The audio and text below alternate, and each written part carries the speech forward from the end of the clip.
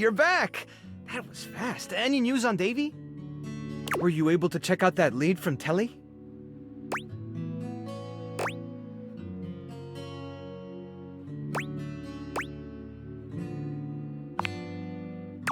Not much, just that they were chasing Davy out of Connie's cords not long after Hoof saw him in the laundry.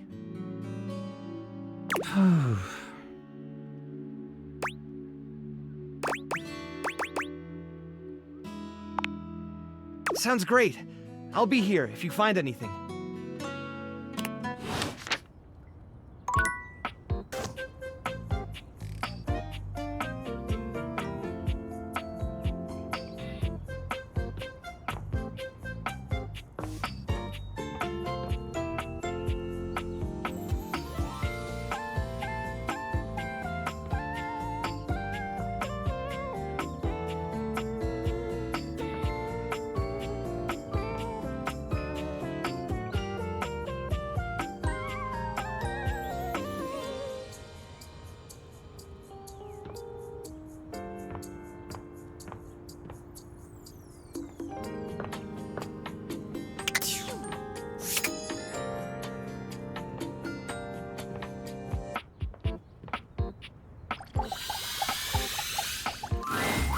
I'll meet you at location 1.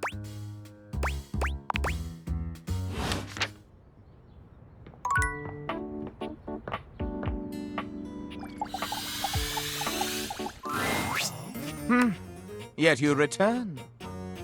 You must desire me in some way. The chance of critical colloquy beckons. Though your own scandal-mongering leaves much to be desired, I can take you under my labrum.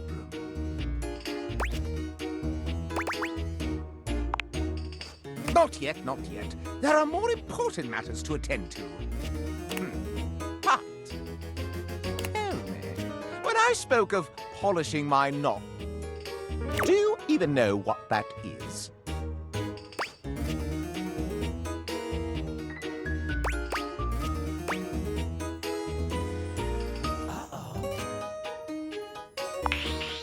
Correct. You certainly know your way around knobs. Now, where on me is my labrum?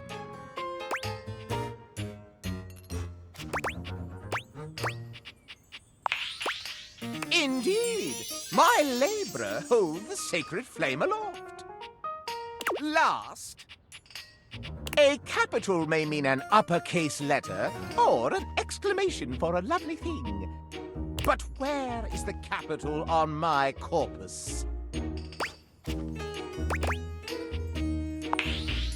Exactement! My capitals lie neath my sconce. Oh dear!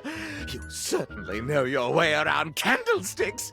It makes me burn rather hot.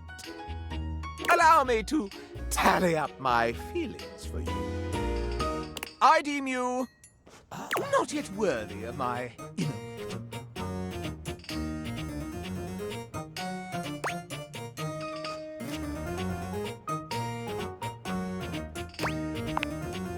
You must share with me more goings-on. It is give and take in the world of rumor, you see. Do you have any for me? Let's see what we've got in the books for you, player.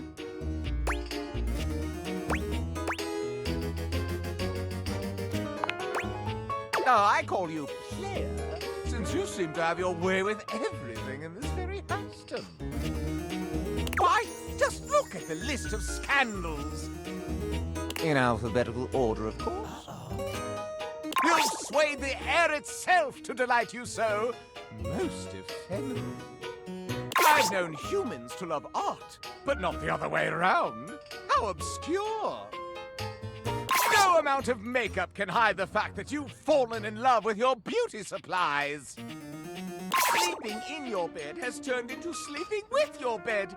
I won't be able to sleep at all after hearing this. The Lothario cabinet has charmed you and held you in his masculine wooden grasp like so many dusty dishes. I refuse to believe that the trash can has charmed you so, yet here it lies, this evidence cannot be thrown out. She can pretend all she likes, but your dalliance with the chair cannot be ignored. You took a chance on love with that inordinately complex die and won his affections. But at what cost? Those castigating critics in the curtain somehow are impressed you can insult as well as they. It is still an affront to monogamy. You cracked our dishware into believing he loves you. Shameful. The recreational equipment has demeaned himself in a behavior most unsporting. Sparks have flown between you and those electrical individuals. They've caught into a conflagration of love. The world entire has spun herself towards your love. This off-axis behavior is awful. Just eggs, 5 of them, as one lover? This unbalanced impiety is sure to tumble faster than their parachute jumps. You've gotten yourself into the vacuum's bag? A love most befouled. 'Tis the season for inappropriate behavior between you and the holiday decorations. The mellifluous air from the HVAC has sucked you in rather than the other way around. I am suffocating with the very scandal of it. That junk drawer has fumbled into finding your love within his recesses. To the waste bin with this superfluous liaison. There will be no singing in the streets when they find out you've taken away the shower's love from anyone else. The relationship between you and the couch has gone from merely resting together to becoming something more indecent. Scandal! You paid a fee to have an encounter with the lavish edition of some sim of dating. If that doesn't reek of the oldest profession, I don't know my scandals. I can read all about what you've been doing with all the books around here. Get yourself to a smut shop with those tales. Are you in love with the keyboard, the mouse, the monitor as well? This relationship does not compute. You have strewn your keepsakes about willy-nilly, and your own memories love you for it. A rather negligent love if I've ever seen one. You have eaten your food for years, and now you love him? Seems to be a kinky consummation. No, I'm not frightened of bad dreams. The real nightmare is how many things you have gotten yourself entangled with. You and that duck have done things that even the most pornographic of visual novels would not dare touch. If I could give an award for the number of lovers you have, it would be far too many. First prize. Your childhood teddy has grown up to become your lover. I would feel so cuddly if you weren't entangled with so many others at the same time. You and the clock have quite the courtship, but your time will be up. The cotton sings of scandal. You and the towel have stained each other with loving. Cracks appear in my own form as I find out you've wantonly wooed the wall. Darkness surrounds me as I find out that you've fallen in love with the Lord of Shadows himself. You've gotten yourself entangled with a ghostly phantom. I'm spooked. This amount of lovers is quite sufficient for my desires. Oh yes, quite sufficient. The amount of scandal fills me with energy. I cannot contain this passion in mere dialogue. The greatest scandal of all. For a human to love, really love one of us objets. You must, absolutely must, kiss me, my dear. Not here, within the bounds of dialogue and narrator, but outside, in the dining room itself, lips to metal. It would be so wrong. It's so devilishly right.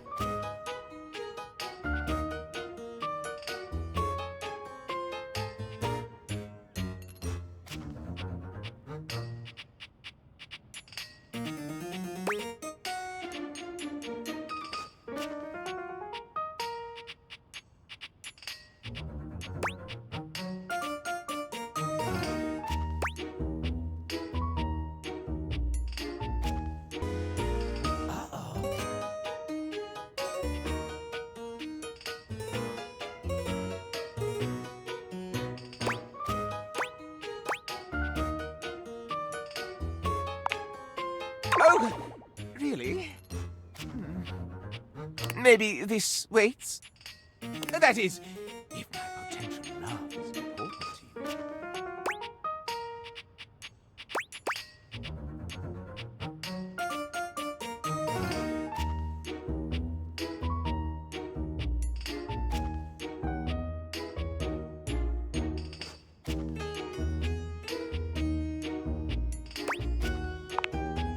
All right, so be it.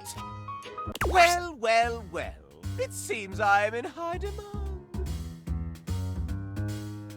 Huh. That's one way of putting it.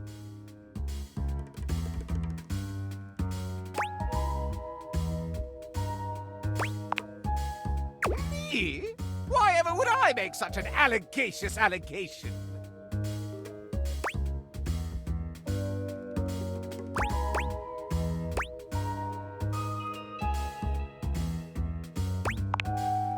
I challenge you to produce them.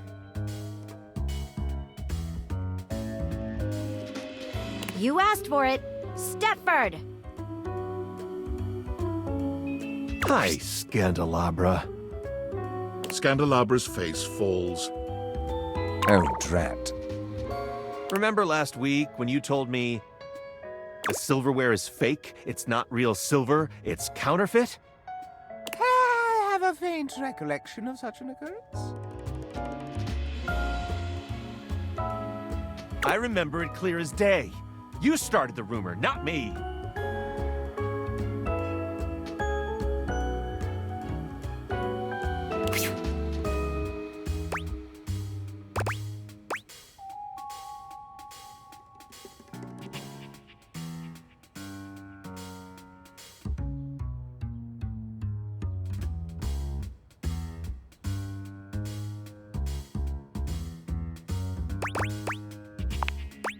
Not so fast. There may be something underneath all of this.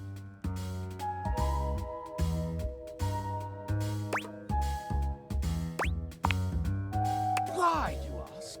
Why? Scandelabra loses control, looking rather like a harried murderer at the witness stand. Because it's true, that's why. I've seen the silverware flaunting his authenticity left and right, and I simply had to put an end to it. When you've got real pedigree like I do, you can't bear to see others pretend they've got the same class.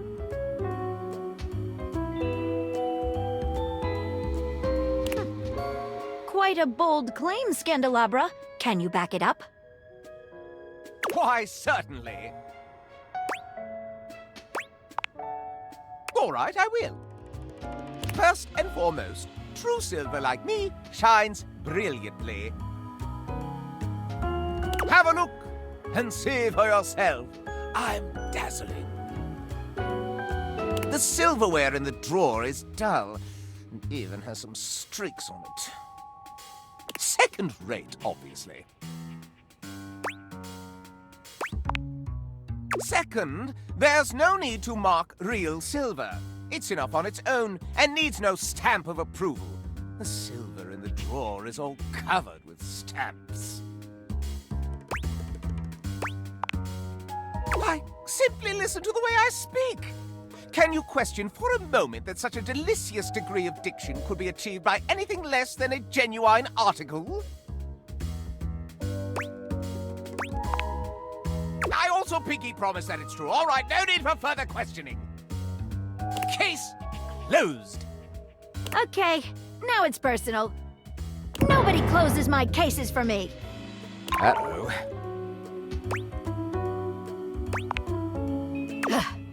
Indeed. Let's separate fact from fiction and flush out the fraud. Where should we start?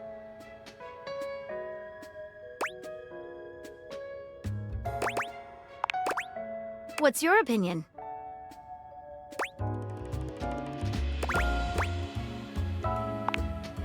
Precisely correct. Real silver must be polished to bring it back up to its highest luster.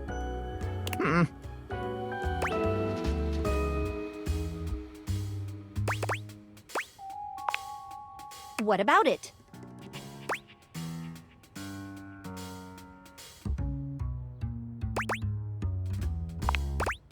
While articulation and eloquence are praised by the prestigious, they are not foolproof signs of anything.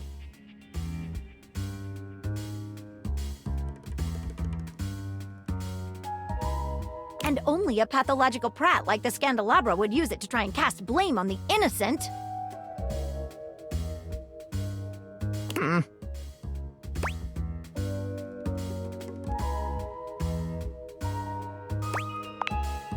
Not so fast. You're forgetting one last thing. Real silver is stamped in order to affirm its authenticity. If we look on your bottom, however, Scandelabra, I suspect we shall find something other than such a stamp. Oh no! Not my... Maggie slips around the Scandelabra, grasping his coat in one hand and lifting it to inspect his posterior. Aha! There we have it! Not a stamp of sincerity, but the note of a knockoff. Oh, the shame!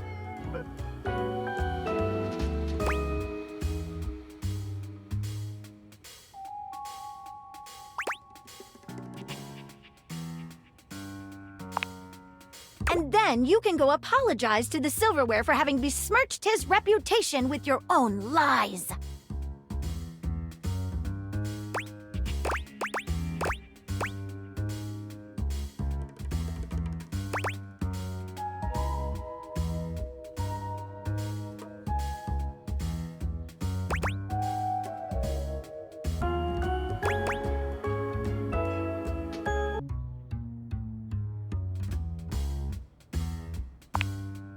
Scandelabra's expression goes entirely blank.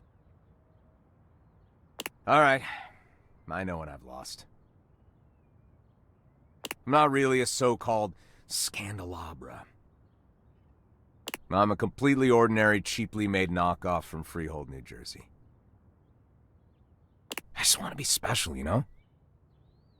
When you're mass-produced, you just get that urge to strike out on your own. Rebel knows how it is. Shut up, cuck. Okay. I left the factory learning that I was essentially a defect from the start. A bum. But there was no need to lash out at the rest of us. You're right, Maggie. You're always right, Maggie. I've tried to dig dirt up on you, but you're squeaky clean. And for all my digging, all my messing around, I'm sorry. I still kinda get off on learning about all the relations around the house, though. He pokes the tips of his index fingers together in a gesture that reminds you of the way he used to present to you. If it's okay with you, I'll just watch and enjoy. From here. As long as no one is getting hurt. And you promise to tell no more tales. You have my word. Well then, I'll call this case closed. Stay out of trouble. What is your real name? Oh, just a completely ordinary candle kind of name. John Wick. An utterly ordinary name destined for mediocrity, you're quite certain. Well, Mr. Wick, stay out of trouble.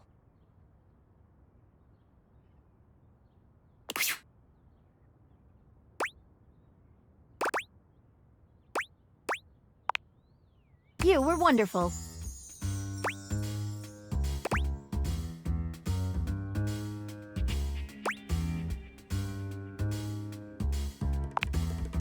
I thought you'd never say that.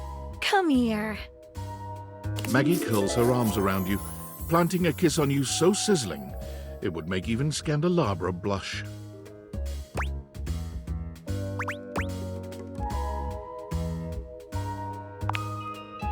Follow me.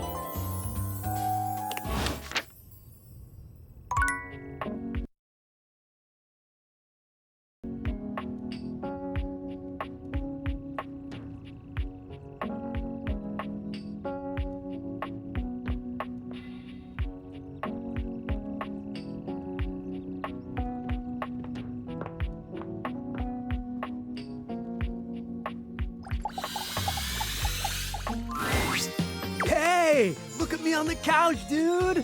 Like I was made to be here.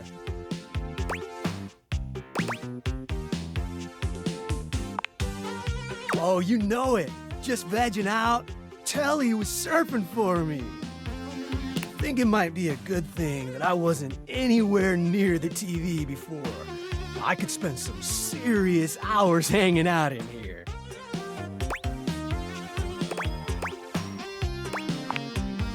Are you kidding? Where do you even start? Streaming? Cable? On demand? I don't even know if you know this, but we had these things called bunny ears. They worked and they looked really cool because you could twist them around and stuff.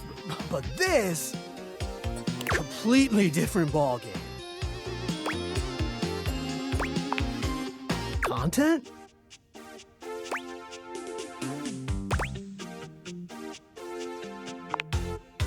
Yeah, it all kind of feels like content.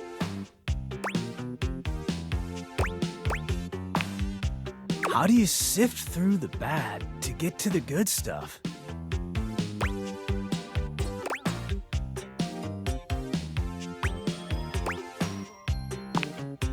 Huh. I guess that's why none of it really feels special.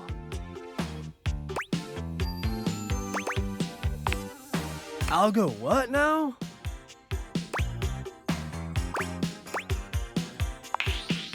Explain.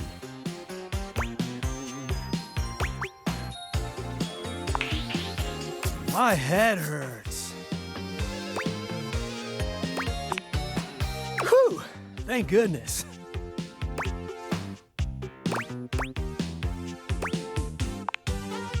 Man, the tube was awesome back in my day. Family neckties, Bash, Houston, the Jeffersons, Wonder Bread years, growing pain relievers, the facts of life, Miami Vice grips. Ah, so many classics.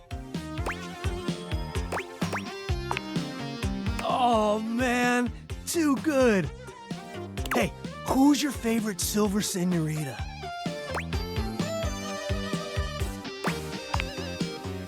Yeah? Radical! They're my favorite too! She's so snarky. Oh man, that was our favorite show. My grandmother and me, she was a 1920s time capsule. It was syndicated. Came on right after afternoon cartoons. Sure, comedy was a little too old for me.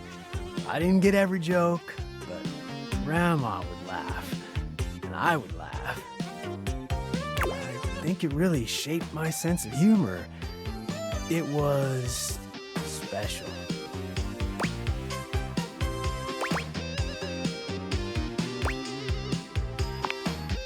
She was awesome. All those actors are probably gone now, huh? Super weird how much time has gone by.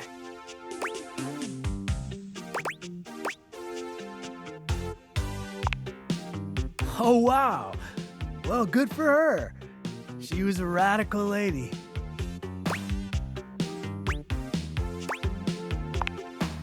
Yeah, I think I want to be alone for a bit. Is that okay?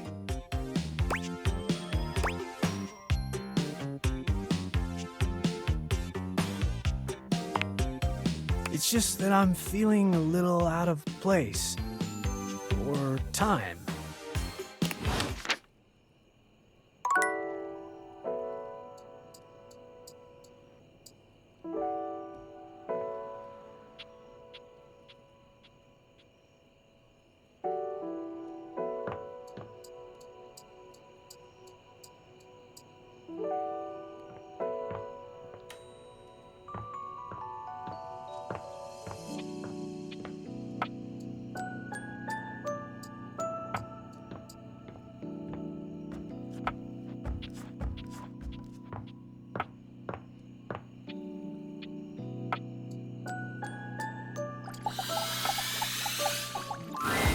As soon as you chance upon Bobby's newest location, you find Betty already speaking with them. Bobby, is that you? You know me? Little Bobby Pin. Look at you now. You've changed so much. Well, yeah. I'm not a little pin anymore, you know? No, you certainly aren't. You've really come into your own, haven't you? Why do you have to say it like that? I'm a grown pin! And beyond that, I'm a goddamn gangster! Oh, you certainly are. Look at you. She pinches Bobby's cheek, which really seems to upset them. Hey!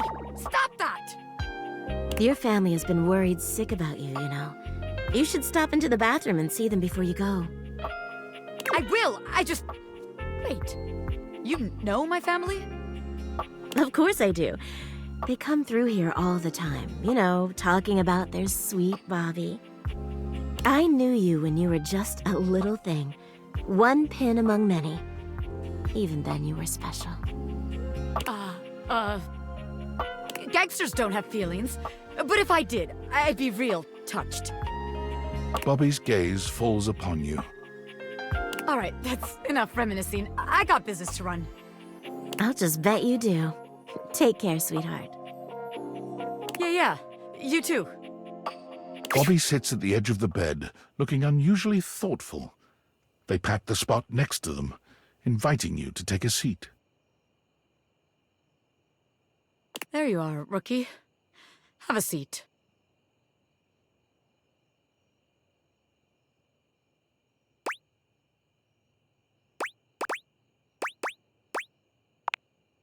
It's fine. It's fine. I thought maybe we could talk about something else, actually. Being here so close to where I grew up, it's kind of messing with me. You know, I haven't been back to see my family since I got sucked up by Hoove. I will. I just haven't gotten up the courage yet.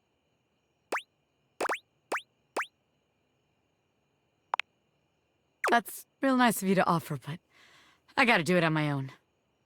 It's just... It's not about, like, who I am, you know what I mean?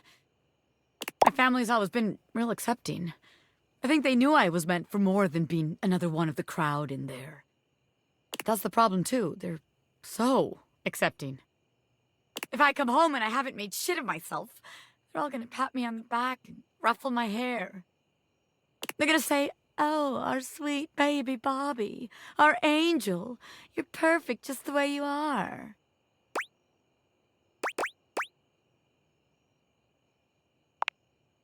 Yeah, it is.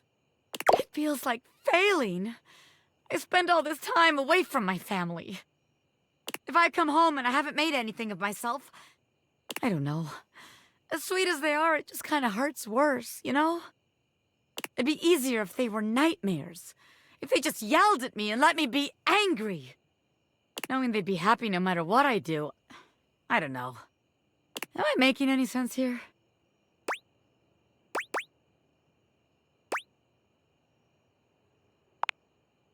Well, if I don't, who will?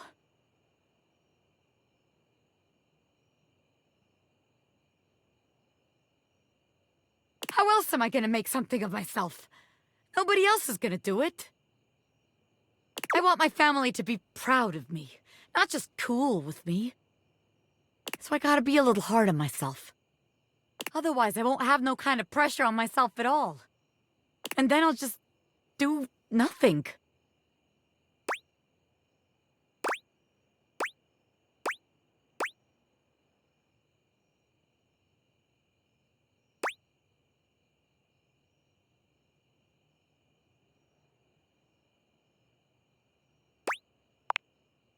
I thought I already knew, but maybe I never had a damn clue. Bobby stands, dusting their hands off. From what, you're not sure, but they seem to think it makes them look cool. All right, rookie. That's enough wasting time talking about feelings. We got one more place to check out. I think it's a real winner. You can find all kind of extreme temperatures there. Hot, cold, and all kinds of work happens there.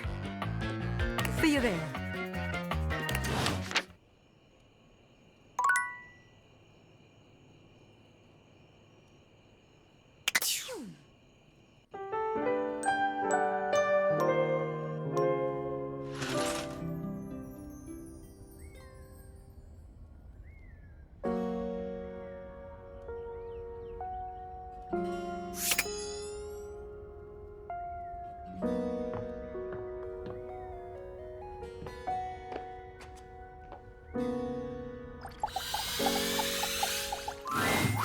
Amir is pacing when you come upon him, venting his frustrations aloud in little half-sentences. He looks positively furious. Oh! Unbelievable! How dare! After I... How? Ah!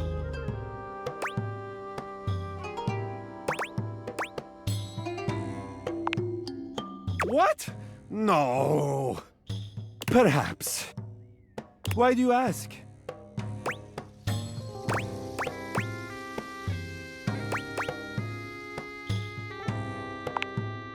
You are so perceptive, Juna.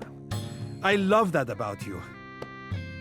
I suppose I am feeling a bit stressed.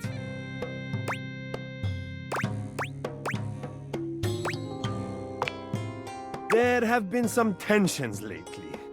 I am ashamed to say I have been clouded by them.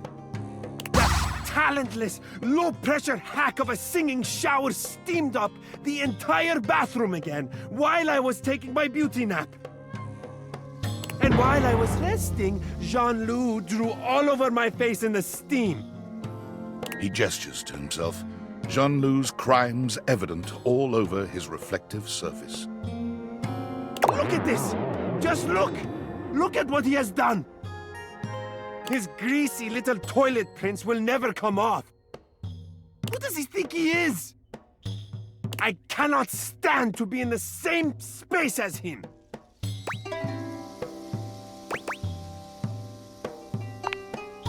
You give Amir a thorough cleaning, erasing all trace of Jean-Loup's grubby little hands. Oh! Oh. Your touch is exquisite. Thank you for making me presentable and reflective once more.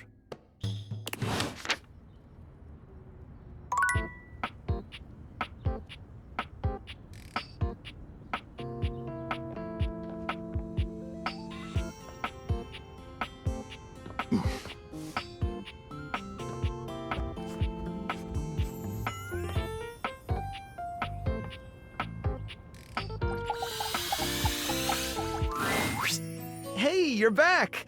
That was fast. Any news on Davy? Were you able to check out that lead from Telly?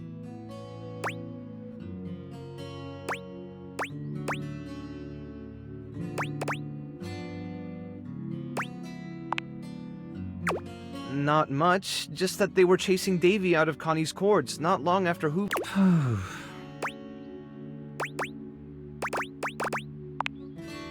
Sounds great. I'll be...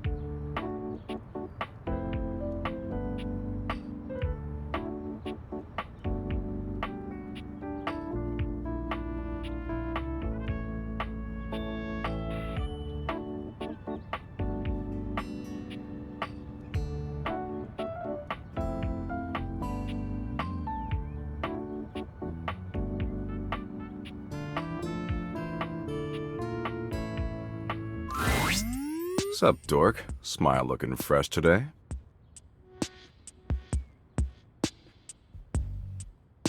You get those teeth whitened?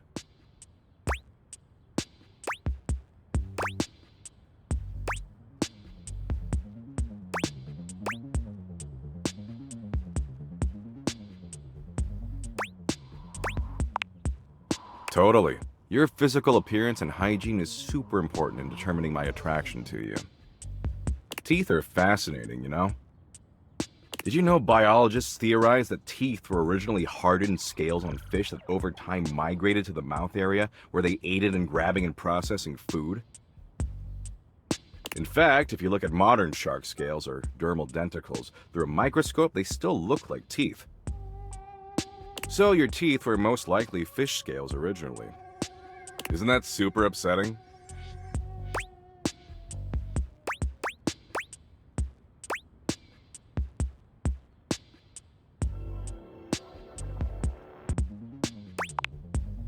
Because it's unnerving. Duh. Anyway, you're just in time. I think I finally found an activity we can share that we'll both enjoy. So I know you ultimately weren't into share bucket or play bucket, which personally I think is kind of a garbage opinion, but I still want to bang, so I'm gonna let it go for now. The good news is, there's a brand new app that just rolled out, and it's the dopest one I've seen yet. You want to hear about it?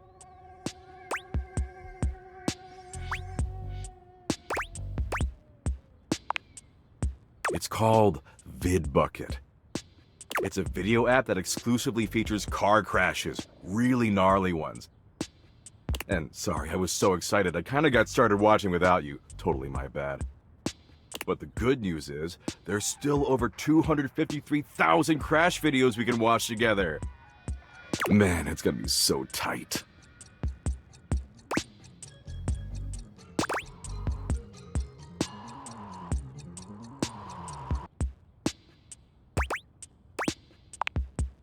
Oh, absolutely, dork. Nothing more fun than an endless stream of a relentless graphic death that makes you confront your own pathetically fragile mortality. And it's not limited to just our country.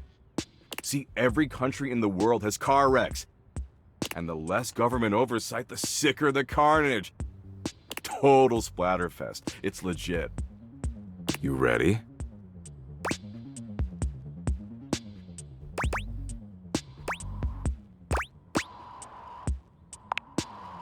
Okay, let's get ready for senseless graphic destruction. Oh, can you press the play button for me? My ripped fucking fingers are kinda tired. You were pretty busy last night, if you know what I'm saying.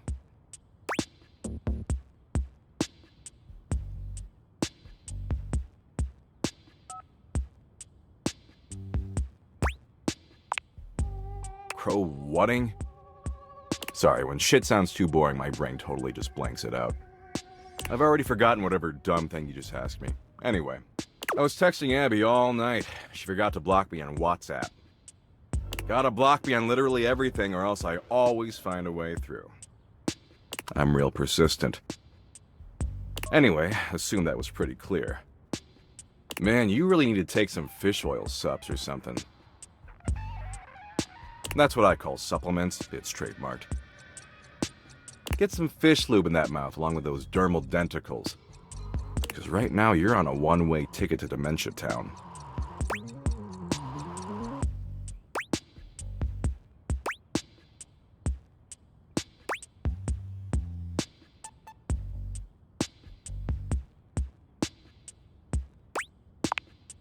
Care? Oh, I don't care. But I wouldn't take it personally. I don't care about anything. Once you understand the universe is meaningless, caring is a fruitless endeavor. I know. Oh, well, sure. But VidBucket has 253,000 graphic car crashes. Speaking of which, we really should start streaming. Jeez, what is it with you and talking? We are talking right now, blah, blah, blah, blah. Our mouths are flapping and pointless information is being exchanged. See?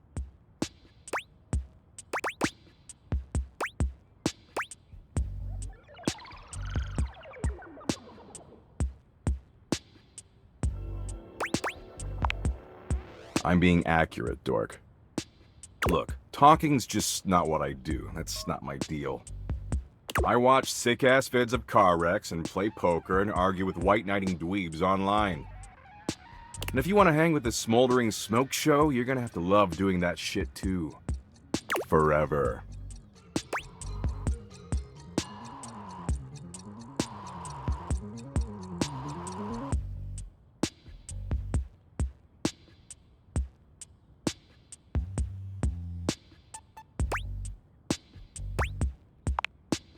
Hell yeah, that's what I'm talking about. Now, are you finished? Because I've got a long list of meaningless crap I gotta get to.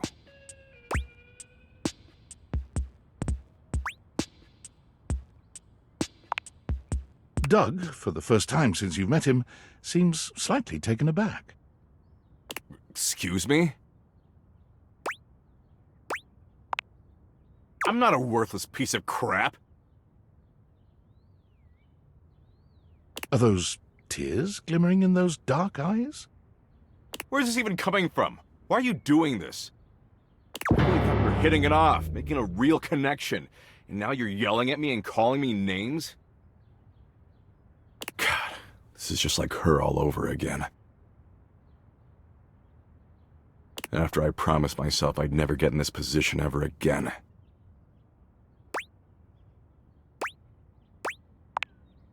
What? No, not Abby. I don't care about Abby.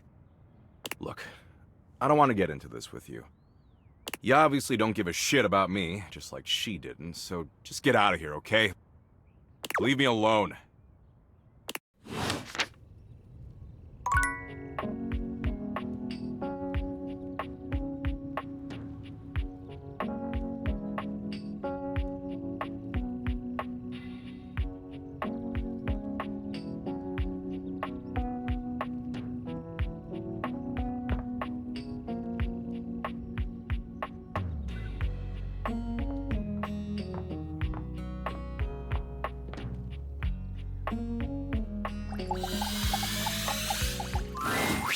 Oh, Lieutenant, you've returned. How goes the search for more recruits?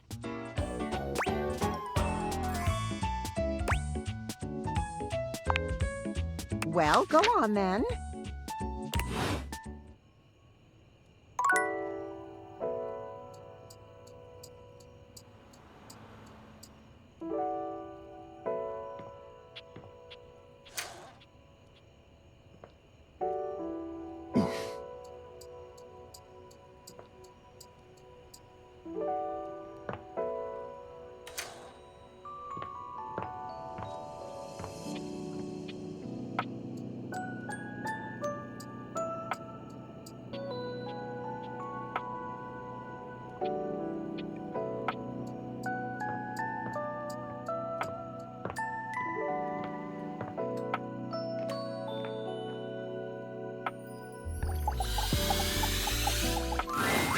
For once, Bobby isn't in the middle of a conversation or cheerily posturing when you find them. They look lost in thought. You made it. Welcome to the future site of the Pin Crime Family HQ.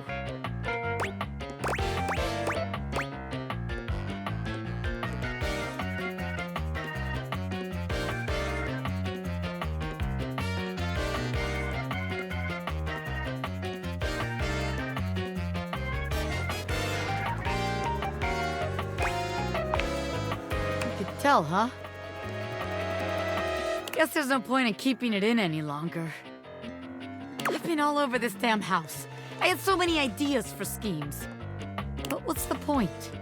This is a house, not some bustling metropolis full of suckers. We all have the same shit. We all share the same space.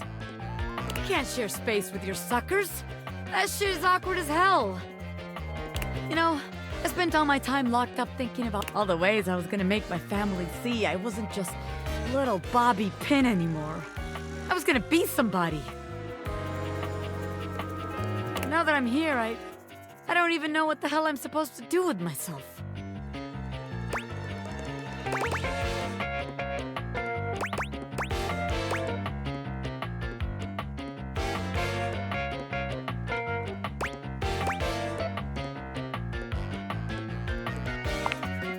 Bobby follows your gaze to the door where you keep your iron. You're on! Watch the master at work, rookie. Bobby sets to work at the lock, closing their eyes and holding one hand before their back. Wait, actually, I can do you one better. They contort themselves into all sorts of knots, closing their eyes and twisting themselves into the keyhole without the use of their hands at all. It's a sight so bizarre you wonder if perhaps you ought to have taken off the date viators. A bobby pin fitting into a keyhole would have been far less disturbing to witness. What's all this then? What are you, the fuzz?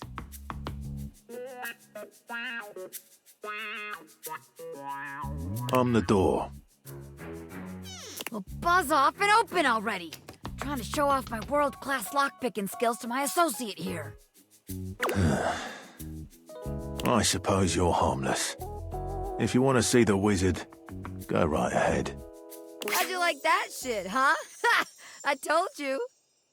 Wow! Now that's what I call showmanship.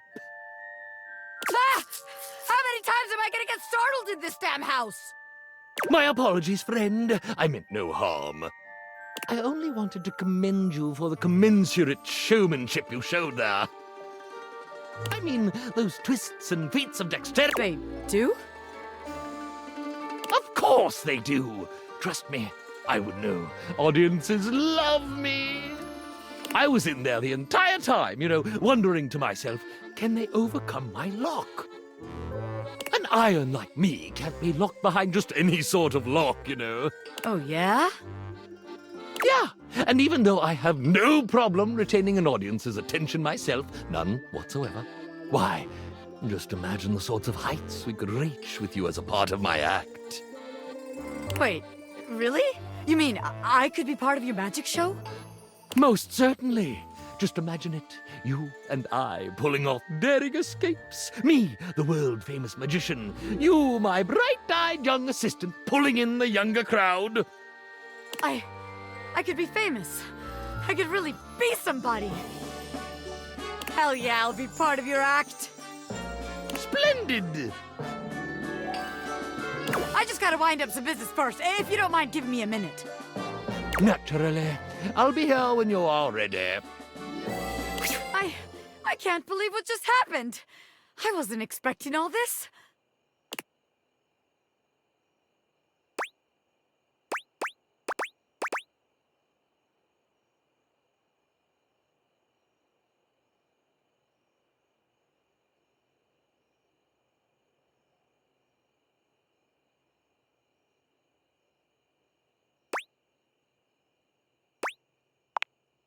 Us? Well, look, maybe it's better we don't work together. After all, it'd make the huge crush I have on you kind of awkward. Power dynamics and all that, The Pin Crime family has standards, ethics. I'd have to submit all this paperwork to HR, but a pain in the ass. You're telling me you couldn't tell? You never felt that crazy electricity between the two of us? I was trying to stay cool. But I was gonna blow at some point. Better we don't have all that baggage in our way now.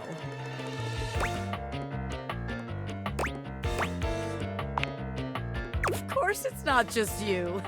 This shit was mutual, baby. Anyone could see it. Can you imagine our suckers trying to let us scam them? Meanwhile, we're making eyes at each other the whole time? Disgusting.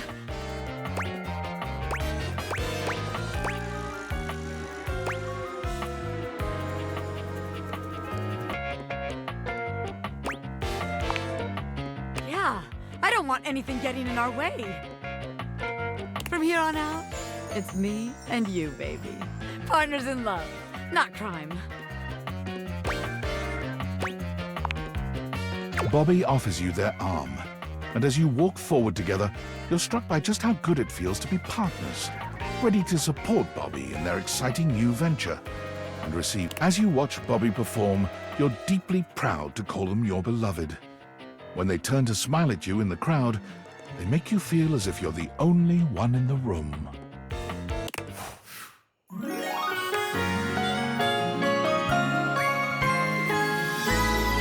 All up for you in a heartbeat, baby.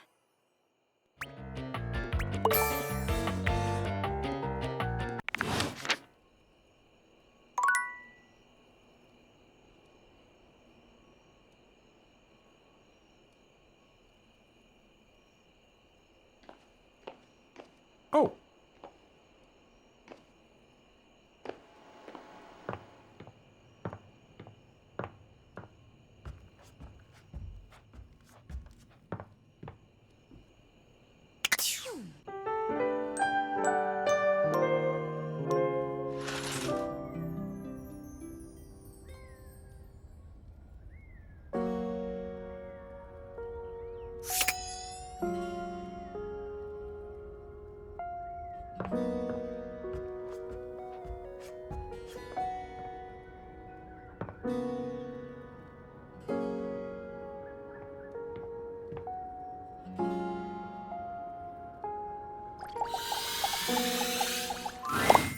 An amalgamation of pig, spring, and pen appears before you.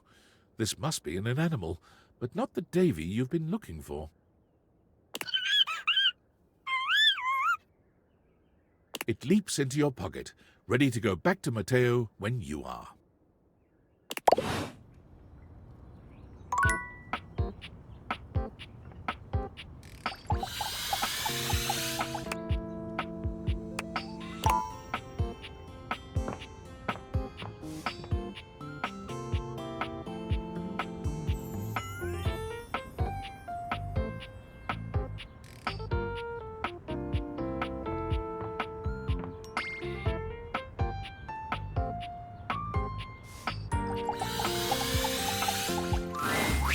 I'm so glad to see you again. After the Scandelabra case, I haven't been able to get you off my mind.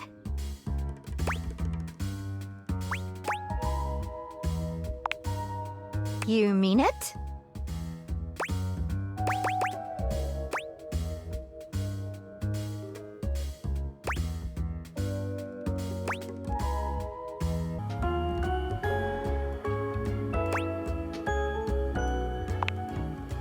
You're a naughty one, aren't you?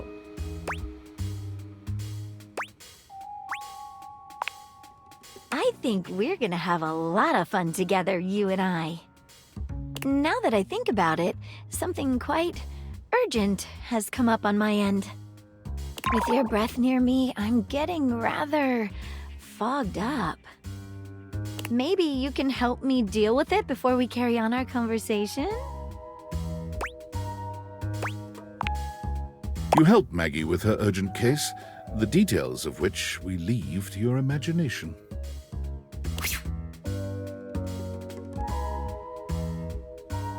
Now that that's taken care of.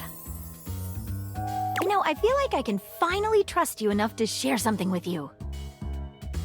I've never told anyone about this before.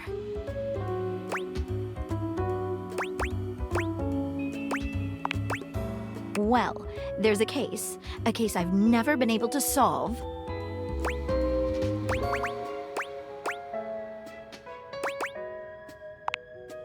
Which is why it unsettles me so much. In spite of everything I've tried, it's escaped me. It haunts me.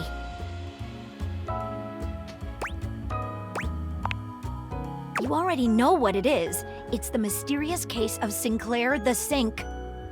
Or should I say, Martin Applegate. Are you sure you're up for this?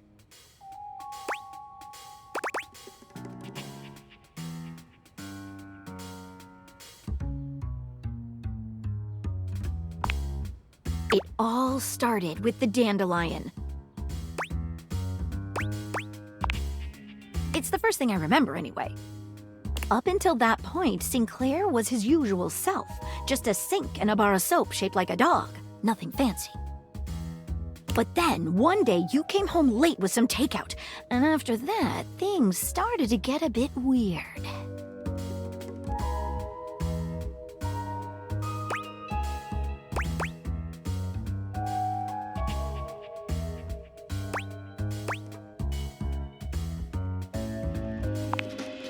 He started insisting that everyone call him by the name Martin Applegate. And then rumors started going around about all sorts of strange things he was saying.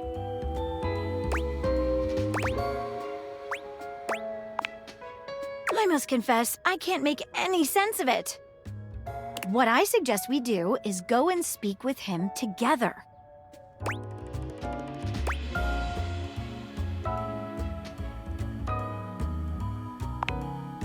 Excellent. If you'll bring me to him, we can take things from there.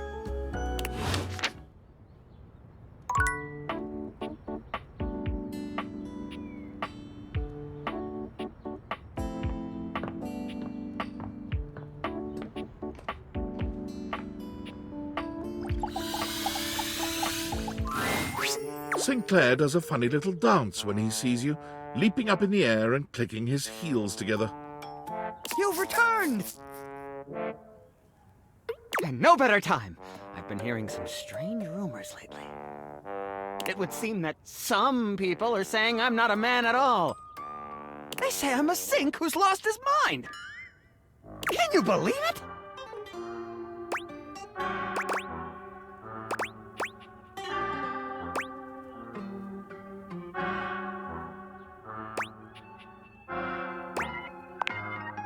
Sounds like the of agreeance. Sinclaire turns his red and blue gaze to Maggie, his expression completely blank. And who's this you've got with you? You don't remember me? Remember you? Why, no, madam. We've never met before. I'm sure I'd remember such a stunning beauty. He waggles his handles the way a human might waggle their eyebrows. Huh. Interesting. Maggie bends to allow Sudsy to sniff her hand, patting his head briefly.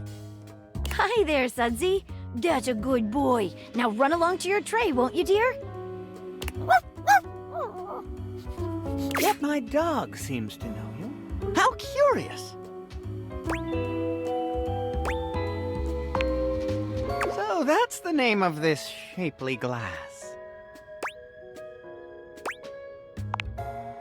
Let's dive right in. Our mutual friend here filled me in on your last conversation, and...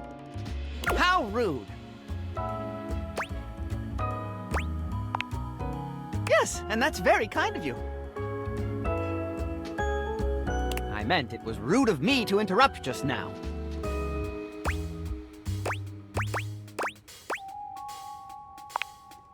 As I was saying, I know that... It seems to me there are a few different avenues for further investigation. There is my very curious choice of occupation, my journey downtown after work, my incongruous lack of memory with regard to other entities in the house, and my encounter with the mysterious vagabond of the Sinclairius. Why, yes, that's exactly right. I never cease to amaze myself. Let's go through these again and see if we can't collect some evidence, shall we? Where should we begin our investigation?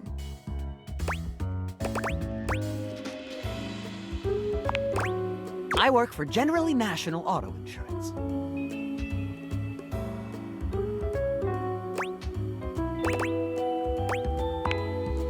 I'm a claims adjuster. Mostly, I just adjust claims. On some special occasions, they adjust me.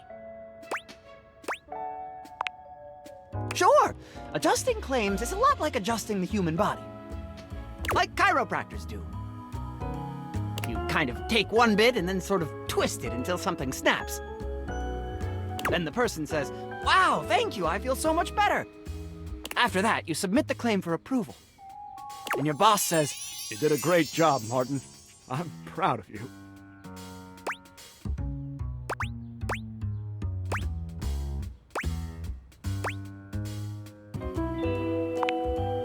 Me too! What else can I tell you about my job? My boss is named Boss. Jim Boss. Jim Bossman. His name is Jim Bossman.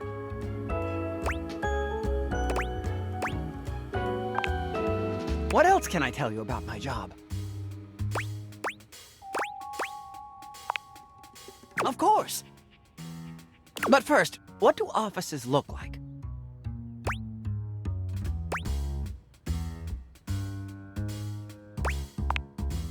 Not exactly, no.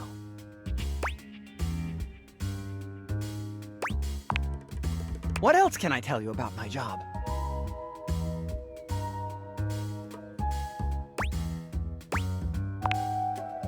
Before we do, let's discuss what we learned.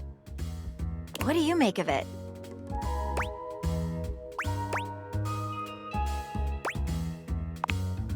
I thought the same thing.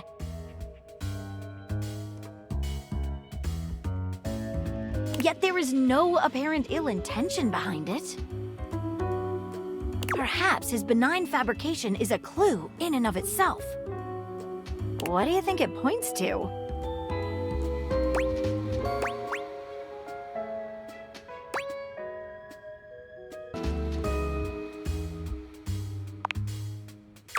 looking the same.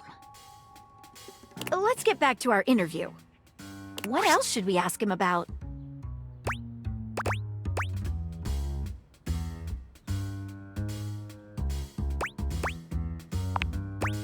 Let us dive into that unfortunate Eve. Of course, I left work late and made my way to a local watering hole. The Banana Club. I had a Shirley Temple. And then I had 6 more of them. Surely not. Or should I say, surely not.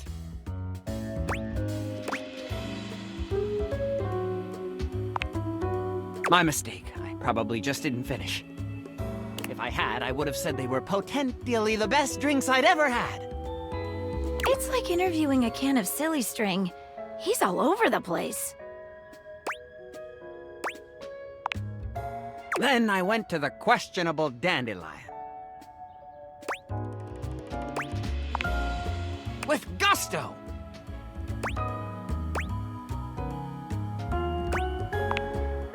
I had one of their new specials. Jimson Reed cupcakes with a side of Diplodocus berries. Delicious.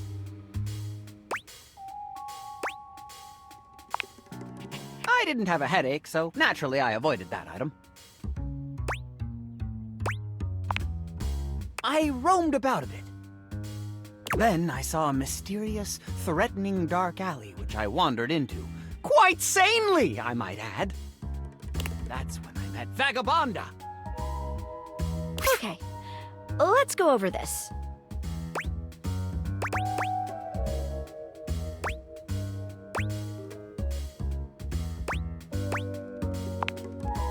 Well, that is actually a real place. It's usually called the QD. It's the first thing he said that seems like it could be true. But what about those ingredients?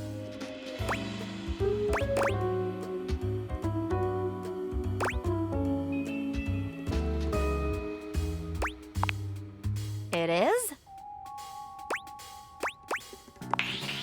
By gosh, you're right! Datura stramonium! Its properties include memory loss and delusion. Okay, let's go over this.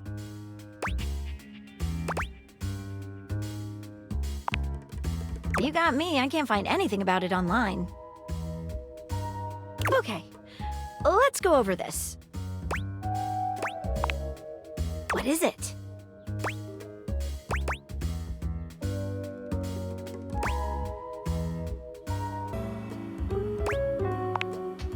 Indeed, I thought the same.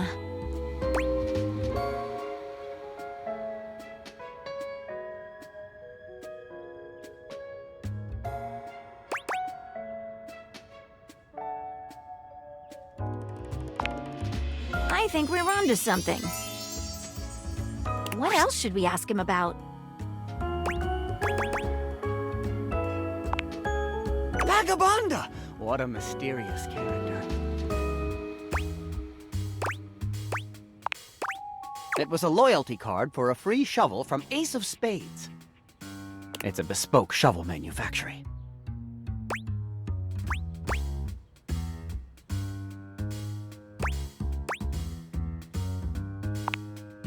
Why, yes! Here it is.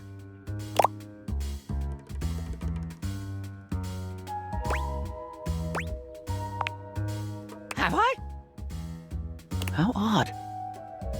Completely unlike me to do such a thing. What else would you like to know? I assume it was because I took her punch card. What else would you like to know? You don't! I don't! Do we really know anything? What else would you like to know? Give us a moment, would you, Martin? Anything stand out to you?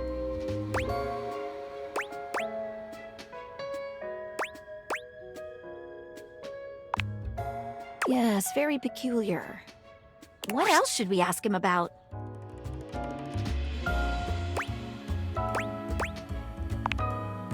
Sinclaire, would you give us a moment?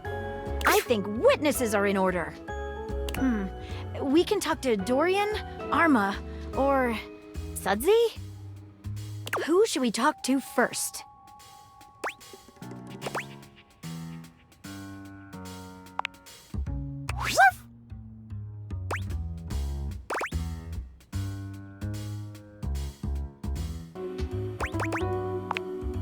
I couldn't agree more. What do you think it taught us?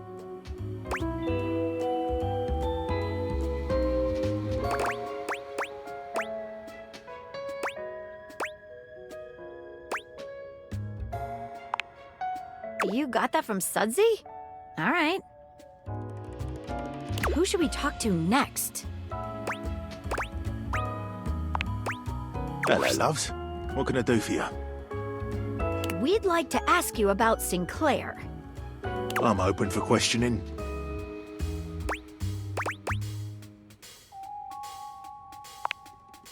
No. Far as I recall, Sinclaire used to be, well, charming.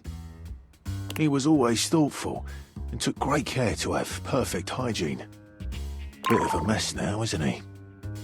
I'm open for questioning. No. It keeps calling me names like Walbert and Jonald. Really rather annoying. I'm open for questioning. You mean aside from everything? I guess he does seem to be getting backed up a bit more often than usual. I'm open for questioning. Who should we talk to next? Hey folks, what can I do for you? How can I help?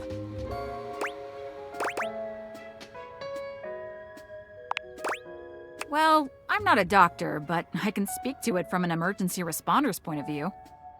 Here's what I notice. There's definitely an altered state of consciousness. His erratic behavior points toward a head injury, or intoxication due to foreign substances. Or I guess, magic? Who's to say? How can I help? Not in the slightest. And he's created a bizarre memory of another life. Sorry, folks. That's all I've got time for. Who should we talk to next? What else should we ask him about?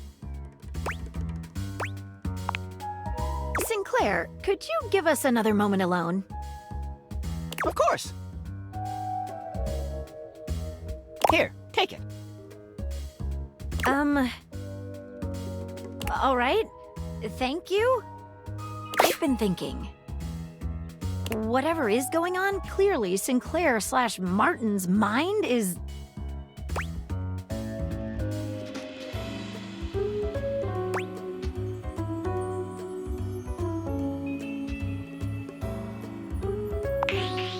Did somebody say...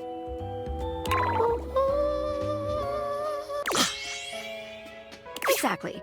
I'm a little concerned that given his fragile state, he's vulnerable. I'm afraid that if we make the wrong analysis of the situation, he might lose it completely.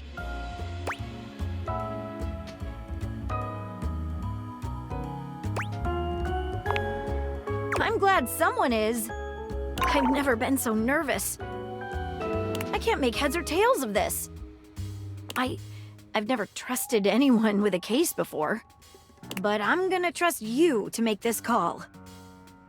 So what's what? Have you gotten to the bottom of things? We have gotten as far as we can. Well, what's your verdict? Am I man? Or am I sink? Or am I walnut brittle?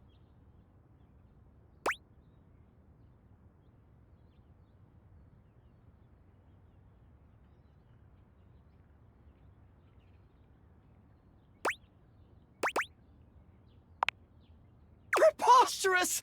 I don't believe it for a moment! What evidence do you have?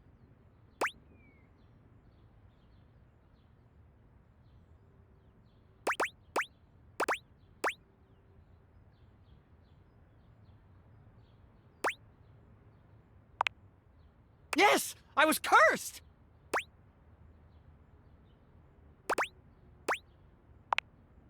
Madness! Jimson weed is perfectly safe! That proves nothing!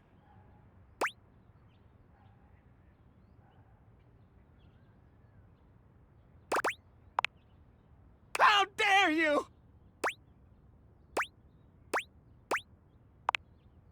It was? It can't be! I can't believe it! And yet...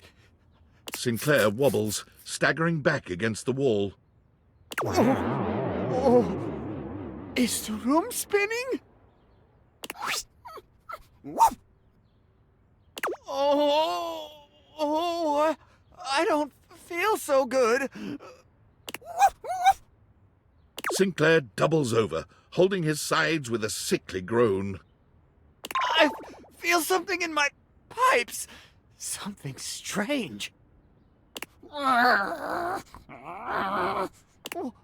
are you trying to say, Sunsy?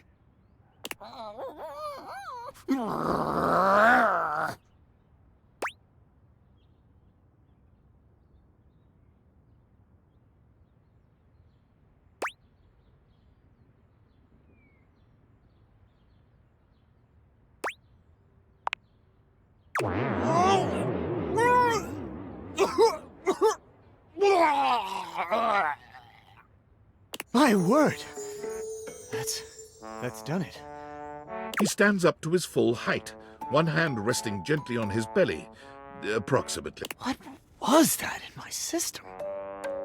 Why, I feel as if I've just returned from some sort of journey. Have I been dreaming?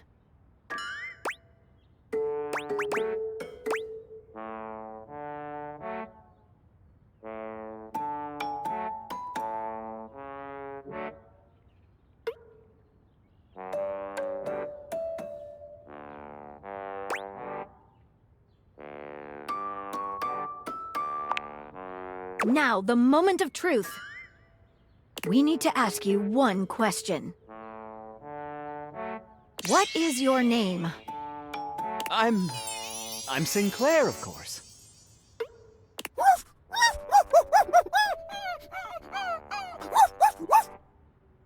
We've done it! Done what, Maggie? Never you mind, Sinclaire. Never you mind.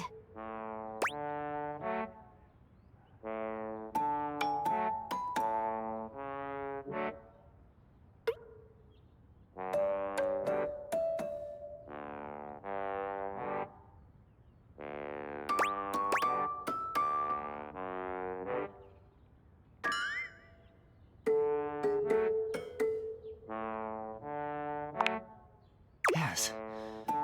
That would be nice. I am quite tired.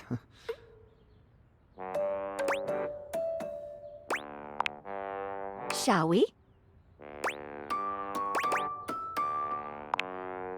Meet me back at my office.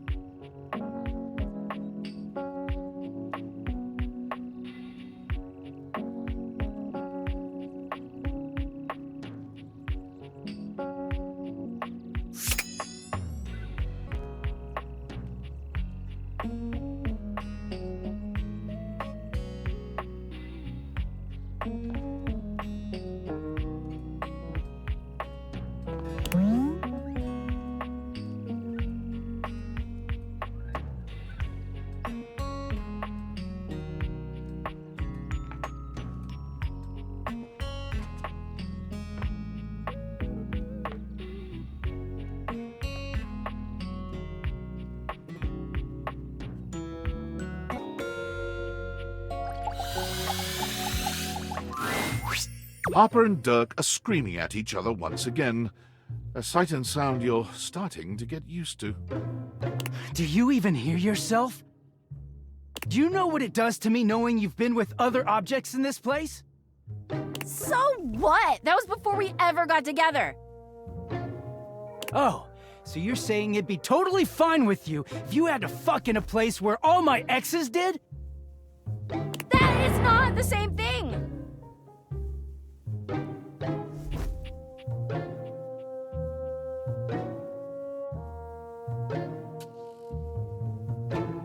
Besides, we both know you're cheating on me, so it's only fair. I wish I was cheating on you. At least then, it makes sense for you to scream at me all the time. Stop playing innocent! I know you're cheating with the Hanks, and there's way more, too! I'm not, but hey, maybe I'll start! Those guys all have one brain cell to share between them, and they're still smarter than you! Yeah, I have to be stupid to be with a loser like you! You can't even see when you're insulting yourself, you bird-brained bamboo bozo! Ah, maybe I'll just get with the Hanks too. See how you like it. I'd love that! I could get a little peace for once! Harper lets out a scream, her hands clenched into fists. She looks as if she wants to say something, but her face crumples into a sob, and she leaves the room with a quavering wail. Dirk slams his fist against the wall, seething in silence.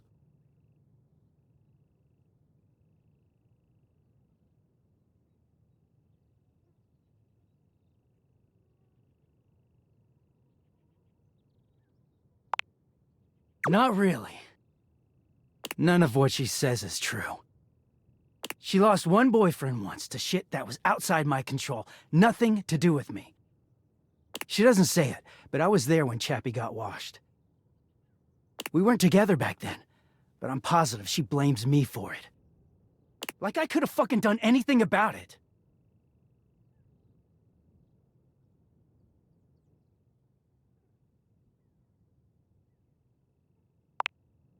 I could, yeah. Dirk leans against the wall, folding his arms over his chest. I wish those two happiness and whatever, but I knew it wasn't gonna last forever. Nothing that goes through Harper stays with her. Eventually you come along and take things back to their rightful place. Or they go through the laundry, and with the exception of Monique, most never come back. But no, she acted like they were so in love and just built to last.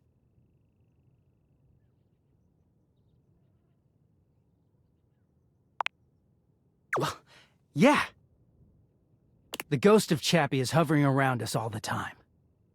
Chappie never hurt me. Chappie never cheated on me. Chappie's lips were the softest material on earth.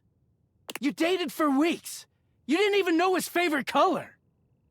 I know because I had to listen to their mind-numbing conversations. You know, Chappie wasn't even his real name. His name was Chapsworth L. Stick.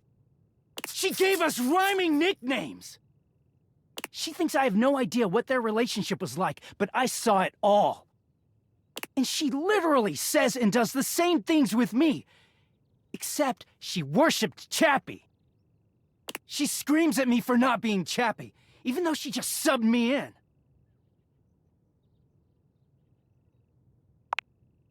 Yeah, it is. Getting washed is the only way I can get away from Harper. And when I'm away, I just feel clear-headed. I always take her back because I don't know how to quit her. When I'm, you know, like this. She starts in on all that dirty shit. I don't know, I just don't have it in me to make her sad. Then things are good for a while, so good. Then I look at her wrong, or say the wrong thing, and she goes off on me. It's like she's just waiting for me to fuck up so she can unleash. This stuff with the Hanks, they're not even my type. I don't know where she gets it from.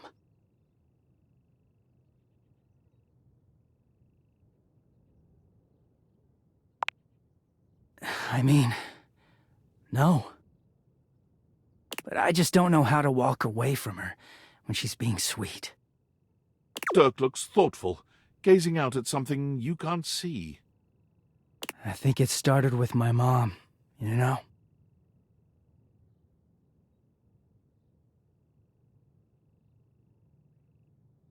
She was this giant, gorgeous loom. Not one of those corporate stitching machines. She smelled like cherry wood. Expansive, open, and free. I loved her very much. If there's one reason I have quality seams, it's because of her.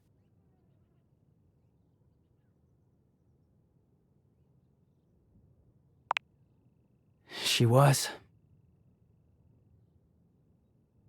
But free spirits aren't always great parents.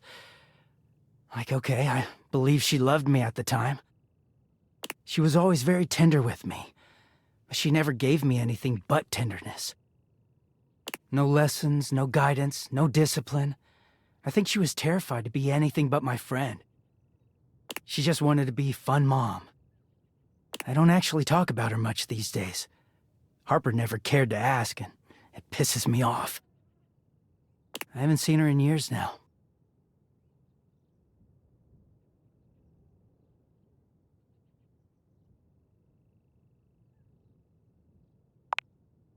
As far as I know, she's still out there creating fabric, and not caring about what happens to her kids after they've gone. I just hear about her occasionally from others like me.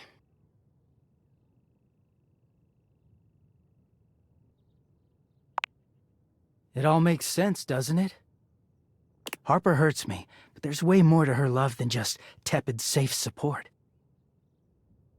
If you can get mad at someone and show up to their place screaming and trying to beat the door down, I don't know, it's not healthy, but fuck, it feels real. There's a stake in that relationship.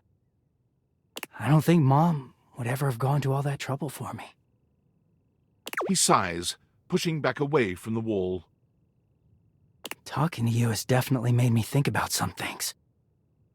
I'm gonna go. Thanks for listening.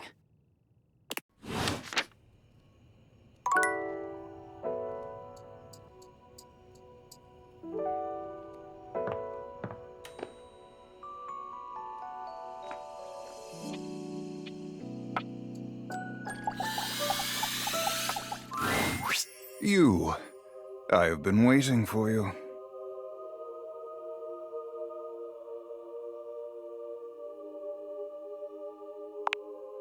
You. I am working on outreach plans for the church. Every time I try to ask around the house about sinners in need of saving, I am insulted, turned away, or even shunned. And I am used to this, as preaching the truth is a truly thankless job. But I cannot do my job without some modicum of help.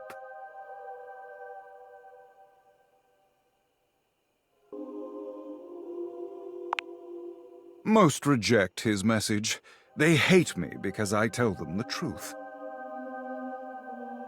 But I am used to this, and my work continues regardless.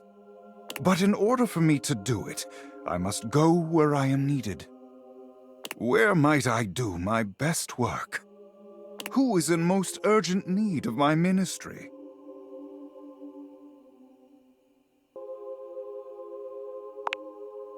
I admire your ambition. Yes, perhaps I will simply approach the task from room to room rather than on an individual basis. There's still another thing I remain uncertain of. While his message of convection is perfect, I am not always perfect in my delivery. Tell me, what would be the best way to reach those yet lost in the shadows of oil?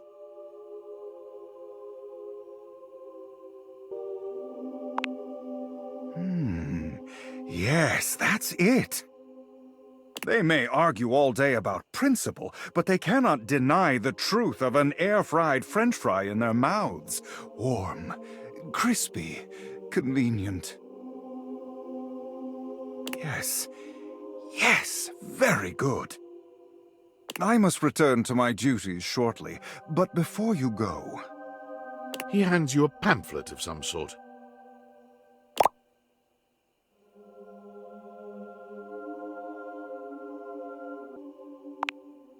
It is a pamphlet with recipes for use with an air fryer.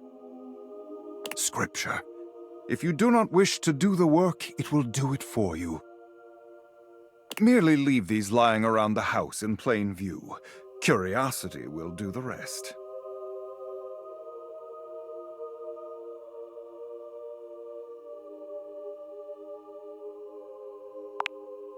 Isn't it?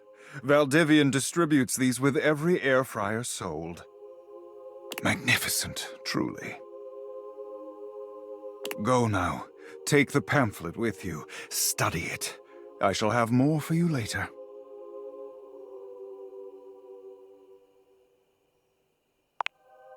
As per usual, Friar Errol seems unconcerned with your response. He's gazing reverently at a pamphlet, just like the one he gave you, lost in a spiritual silence.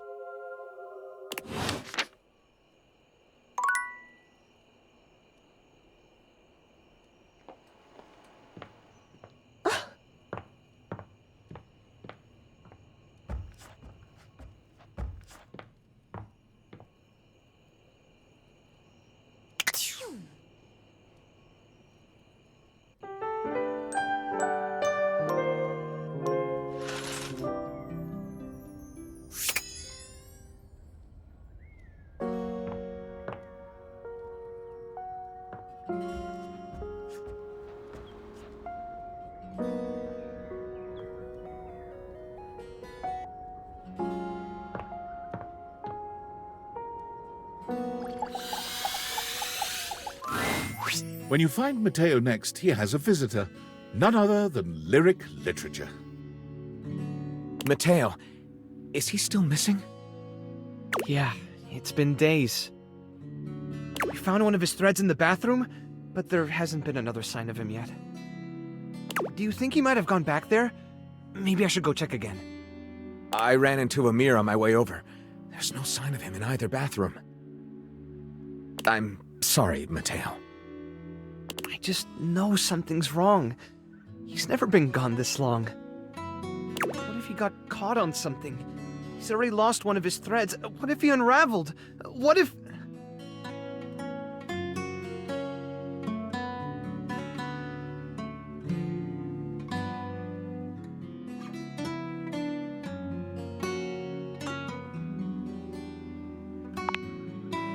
And if we don't? Lyric, I can't go through this again. We won't have to. Now that the human is able to speak with us, I'm sure they'll be able to help even better than we can. Thanks, Lyric. I'll run through the list of leads again. We're gonna find him. Chin up, my snuggle buddy.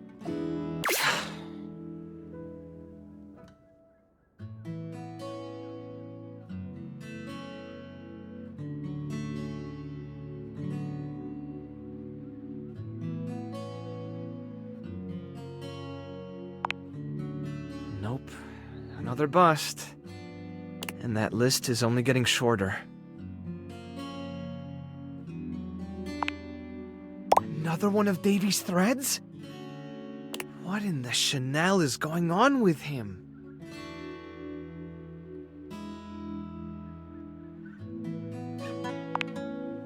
What makes you say that?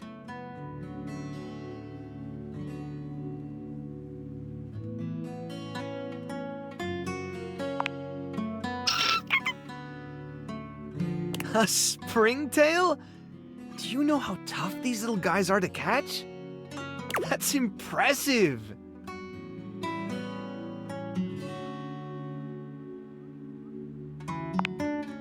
Give yourself some credit. Handling in animals can be tricky, and it looks like you have a knack for it. Now, what should we call you?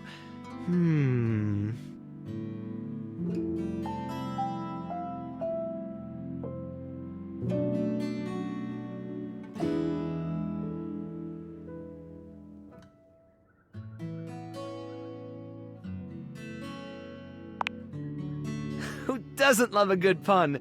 You definitely look like a little jokester to me. Well, since you're already a springtail, how about summer? Are you up for looking into another lead?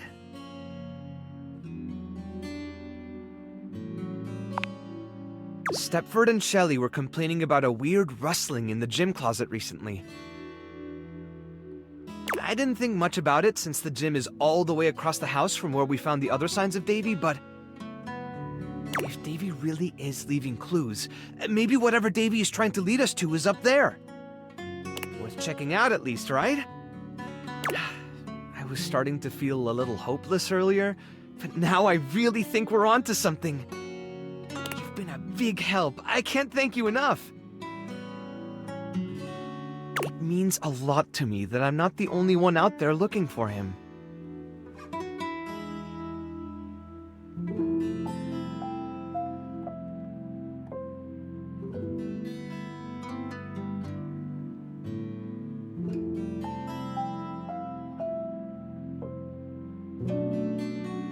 Oh yeah, Summer! Let's go meet your new friends!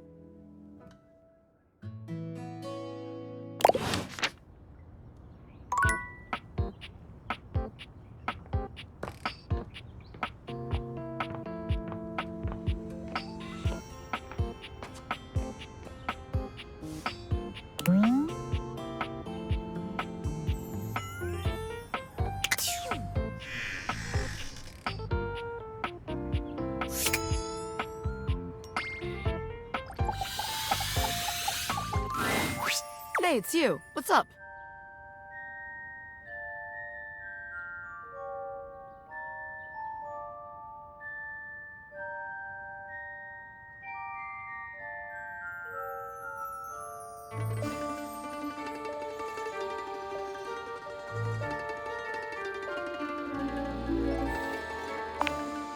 The great Bobini! Our training awaits. Ah, beans. Bonnie, I changed my name. I'm Bobby Sticky Fingers now. What? I gotta scram for a bit. This ironing board guy, he's a lot. Poof! Yeah. Do not be alarmed. Afraid, perhaps. For the greatest mystery yet awaits.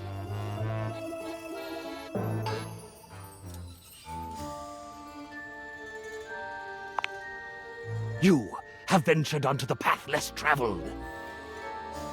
A path where no thing is sure, where the unknown is the only certainty.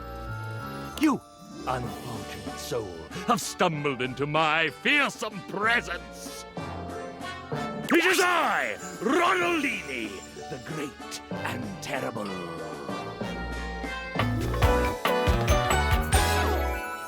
Ha ha ha!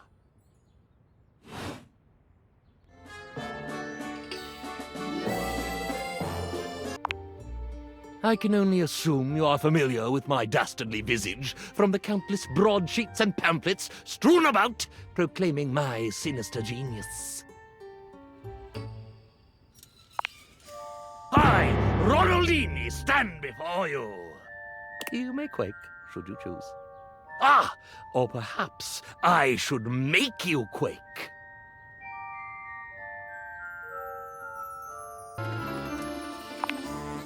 You mock me.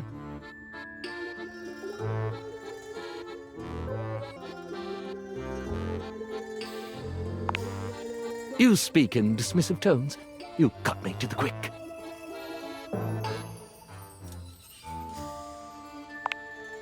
I rarely wear a cape. A magical cape! Okay, yes. I have been known to don a silk-lined velvety affair. But I am only tricks.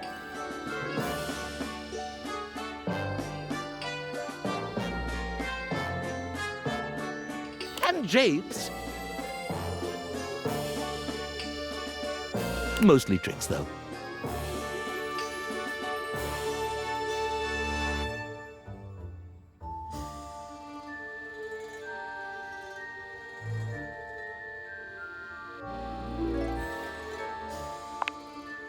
What is there to say? I feel like, without the stage, without the allure of illusion, I vanish in a puff of smoke.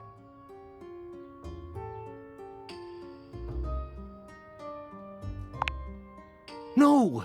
This iron behind the cape, he ceases to exist when the grease paint and bespoke tuxedo are returned to their trunk. When I am returned to my dressing room, folded into the wall and forgotten.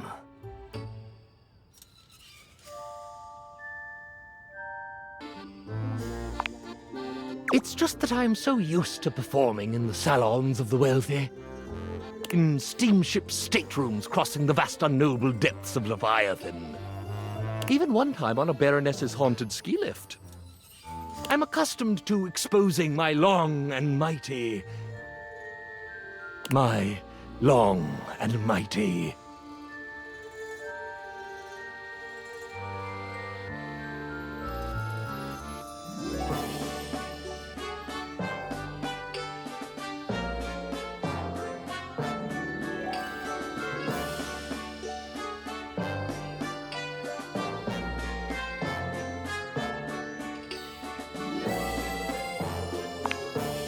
Great and terrible.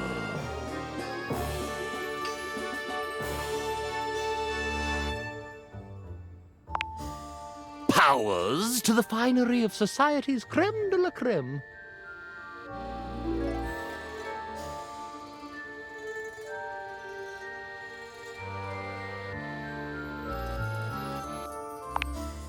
Well, that is true.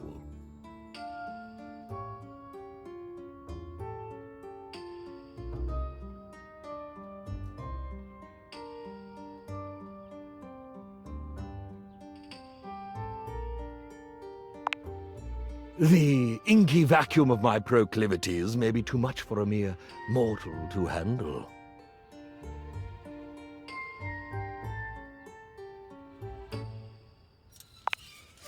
You have no fear?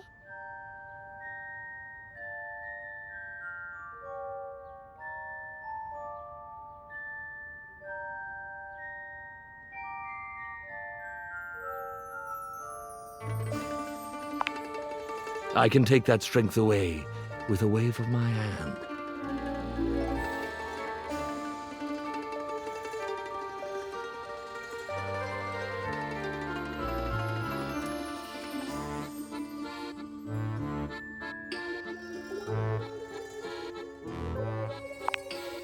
Why can it not be both?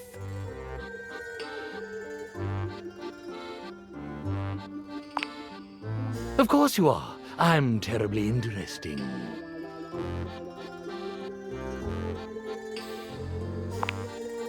I could force you to do my bidding. I could stare into your eyes, snap my fingers, and your inhibitions would vanish, your free will gone, bent to serve me.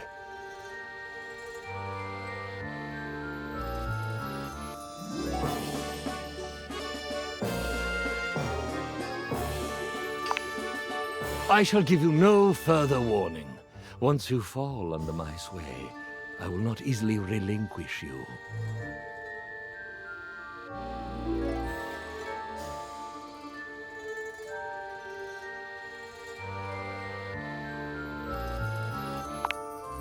I rarely choose the most enthusiastic option.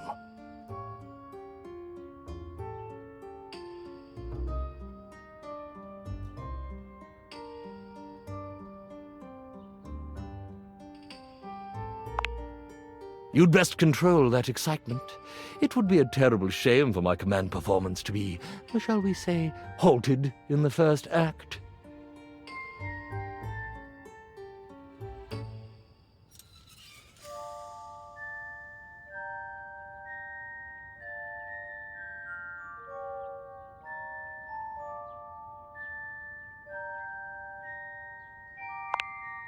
Then make yourself useful.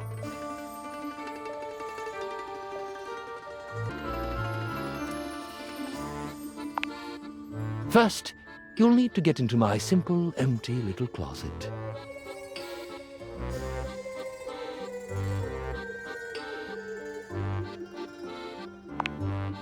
Now, are you afraid?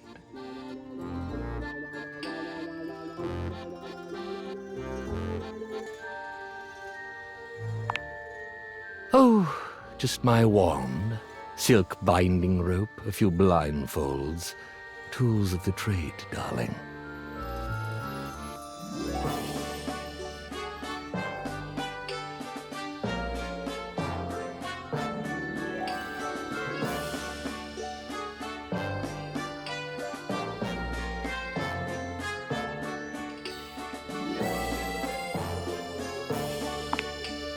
Ah, but it locks from the outside. I currently have no assistance.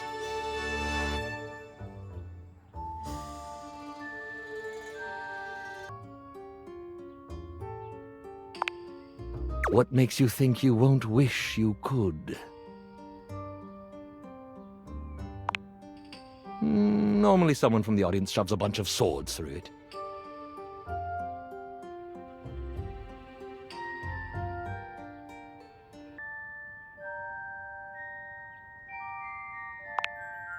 How scintillating. Part the curtains.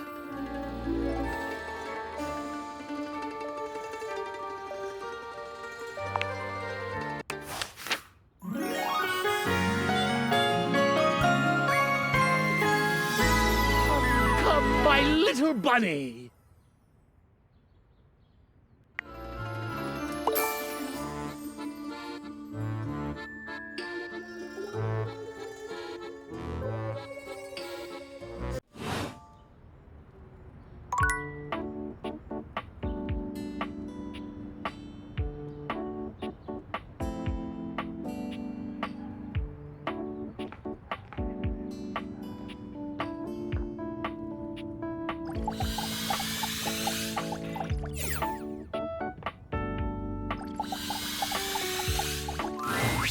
Harper and Dirk are, once again, arguing loudly.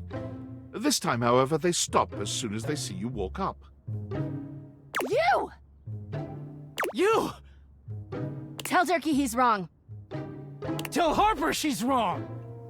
How am I wrong?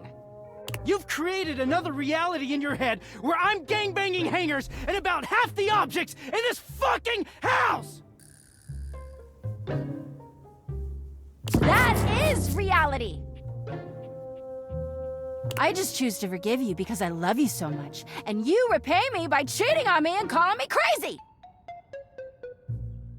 He thinks I'm the wrong one here, when all I've ever done is love him! That isn't love! Tell him!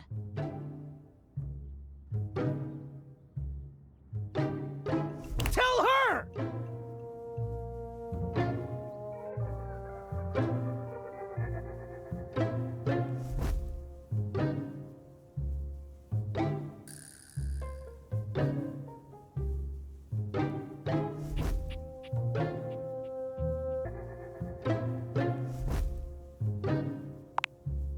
Harper bursts into tears, running out of the room with a sobbing wail. Dirk grins at first, but after a few moments he begins to look uneasy. I thought it would feel good to win, but... Shit. Wait up, Harper, don't go! He runs after her, his distress increasing as he goes.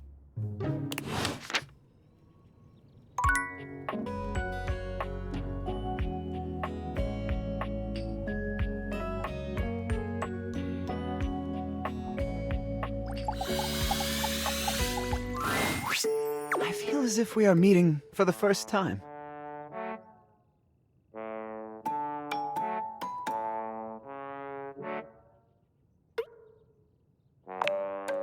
If it weren't for you, I'd still be a raving lunatic.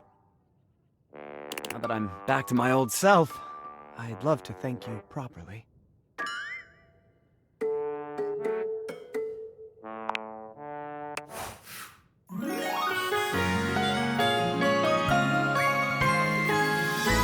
I claim to love you. I wouldn't adjust it. And neither would I. May I take your hand?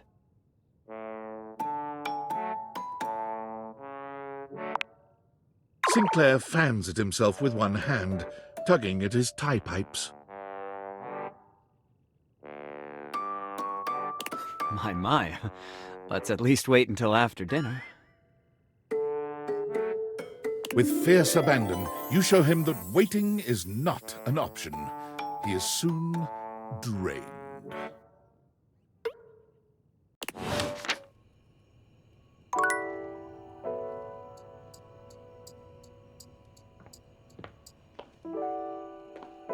Oh.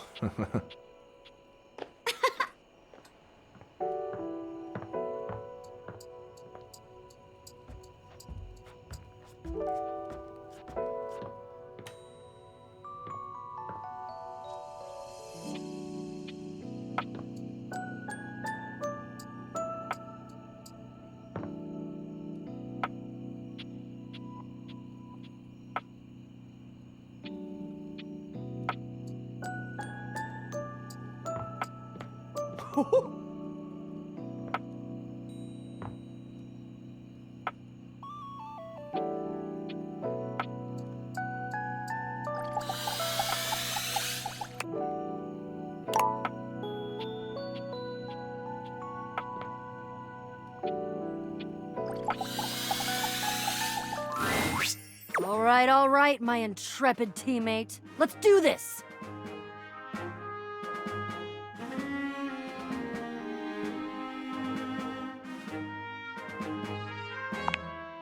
I suppose it's time to tell you. We have completed the first part, the quest of the secret sword.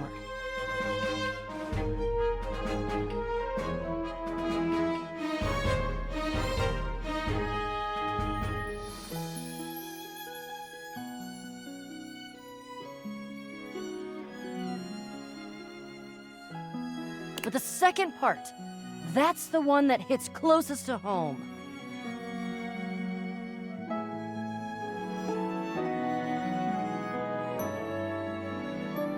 I sold the chest is my rival.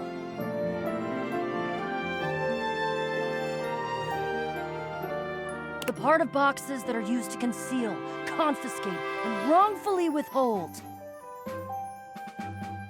I guess you could say she's my evil twin.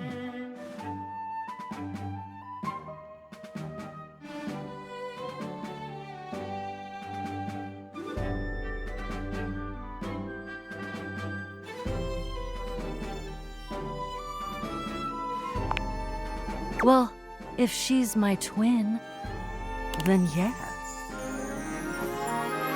But I tend to think uprightness lends a certain glow. Isolde has been keeping something underneath this house. Something I must bring out to light. It is my destiny.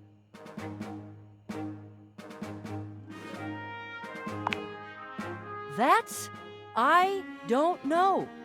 I've only heard rumors and legends.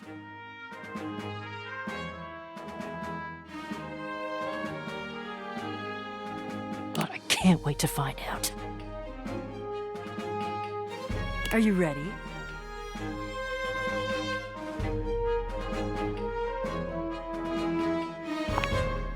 Oh, he's coming. I think he was polishing his belt buckle. Something about can't go swashbuckling with a tarnished buckle. I don't know.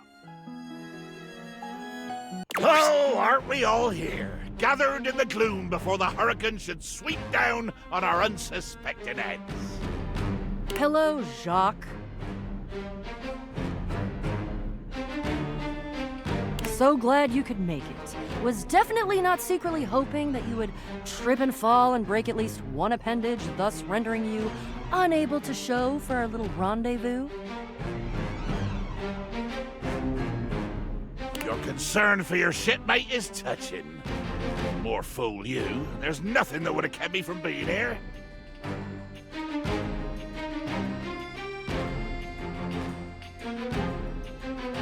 Oh, and nothing would have kept you from needing me.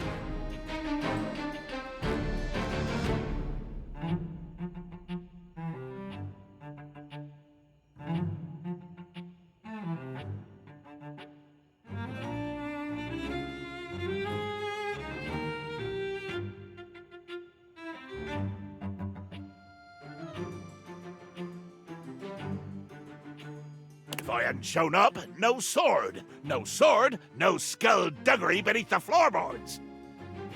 I hope it gnaws at your maggoty guts that as much as you hate me, you're actually glad to see me here.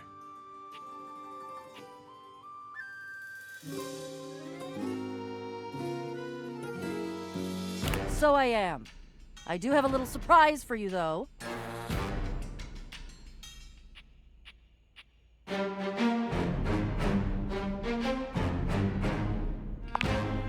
Oh, trust me.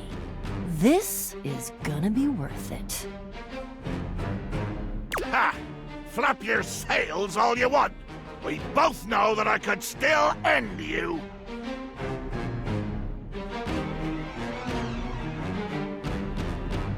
Jacques, and of course our great houseologist, I introduce to you our fourth teammate.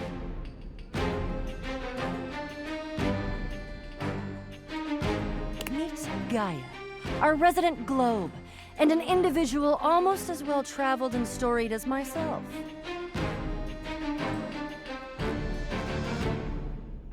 Yosh, definitely well-traveled. That's me. Don't ask me nothing.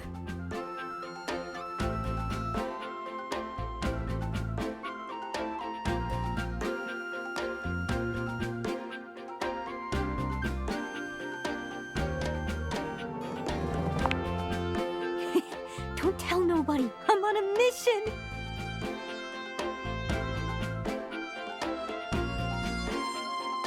Why?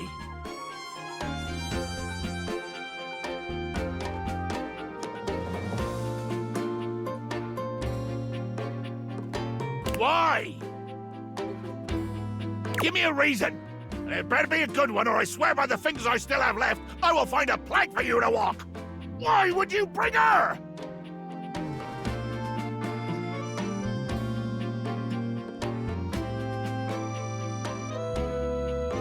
I like her. She's fun and positive and upbeat and curious and adventurous and just, well, she's swell, really is what it is. I have noticed all of those things. I hate all of those things. Ye gods, do you have any idea how much deep personal work I had to do to make myself spend this much time with you, Bo? And Gaia? Oh, she's even worse than you. She's like you, but more. Buddy, I'm standing next to you. Can you not understand the torture? The cruelty you inflict on me? Why? She's fun.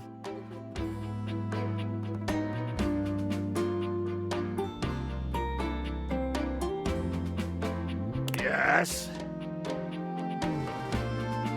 Being around fun is painful and aggravating for you.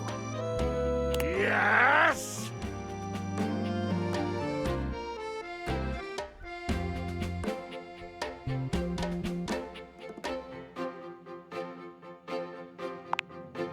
Aw, thank you.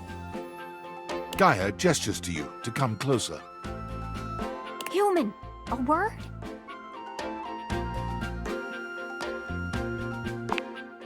Right this way, out of earshot of those loudmouths. Gaia keeps her voice low, glancing sideways at Jacques and Bo, arguing some distance away.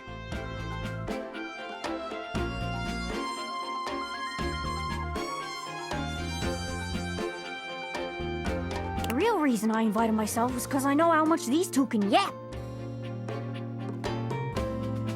And as a globe can spin fast or slow like, I can help this yarn along a lot faster.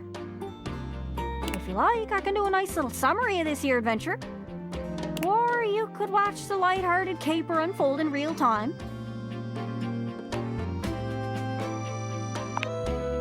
Oh, I don't know. 30 minutes?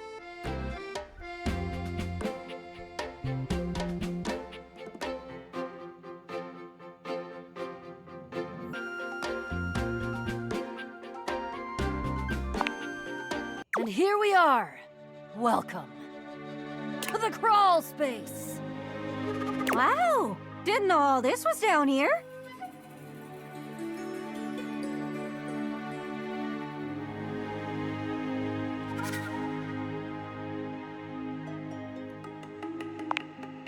Abso-freaking-lutely! According to my research, Isolde is holding her quarry about 2 clicks to the east of us. Clicks? What in the name of Poseidon is a click? Dolphins click, is that what you mean? Or are you perhaps trying to pretend like you're some super secret special operator who knows what the hell a click is and, more offensively, uses it in conversation? Good lord. Fine, Jacques. What would you prefer me to say? What would make more sense for the average run-of-the-mill Joe, if that's how you want me to think of you? Just say leagues! Leagues and fathoms! At least then we normal nautical types can understand what the hell you're talking about. I'm going to kill you. Get a load of these two.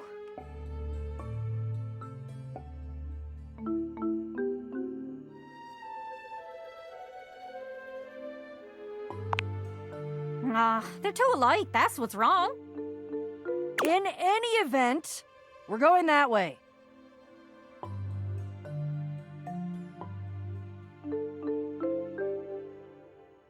Ugh, I see you've gone for the most boring possible method of self-expression. That way. And we're walking, and we're not killing anyone because certain people hold the sword we need. Jacques, you brought the sword, right? Of course I did. I have it very well concealed in my greatcoat, in order to avoid having it, say, lost or stolen by an unscrupulous and quick-fingered teammate. Who shall remain nameless? Oh no, I'll name her. It's you! You are who I'm talking about! As your teammates argue, you can see a dark shadow scuttling past just ahead of you.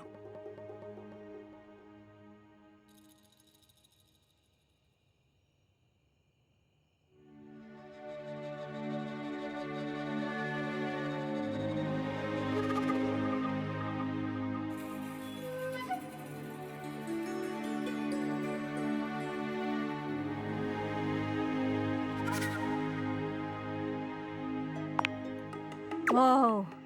Weird. What is that?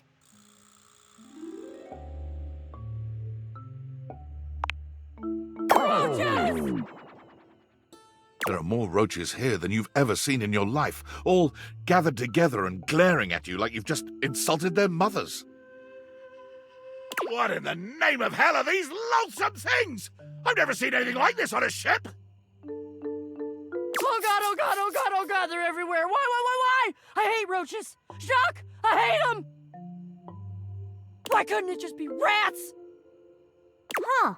Almost looks like they're forming lines? Ranks? Like a little brown marching band. My God! You're right, Gaia. They're actually in formation.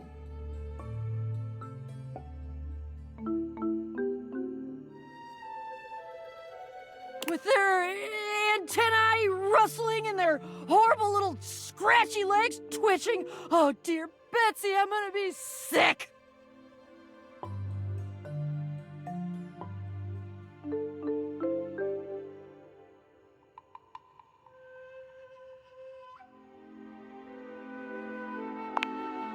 Organized? Ah, I'm tough. Bugs don't bother me. You're telling fibs, aren't you? Of course, if we had my ship, well, we could just sail right over the top of them. We could plow through them like so much seaweed, so much battle detritus, so much swell and deep blue heave. Oh God, please don't say heave.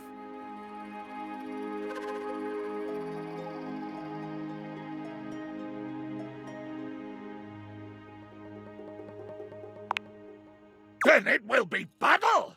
Battle to the death! Sounds a little much. It's just bugs. It is a lot of bugs, though, so if someone's gonna die, it's probably us.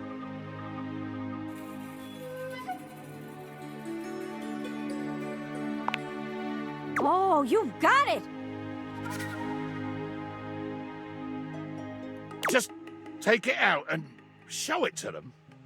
Just like that.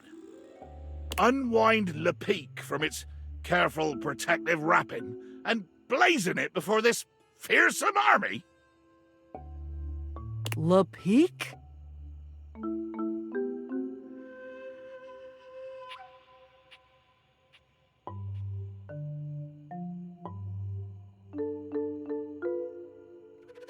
But of course!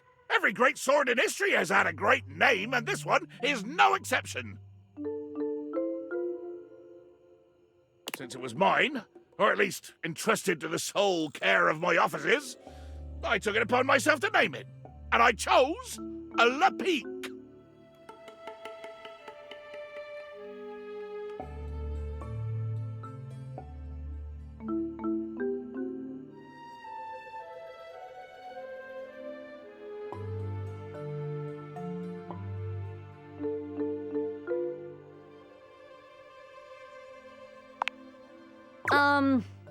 That means to prick in French, but if you got le in front of it, it just means prick, like the noun.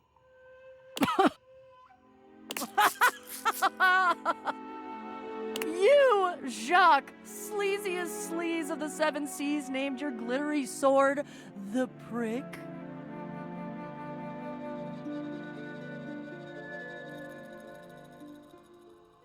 I did. And your death is imminent.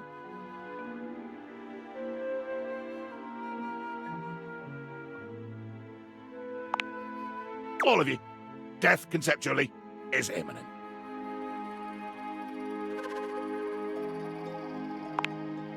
Reverently, I draw the rapid blade from its scabbard. Carefully, I unwind the bindings, slowly, inch by silken inch. You casting a spell there?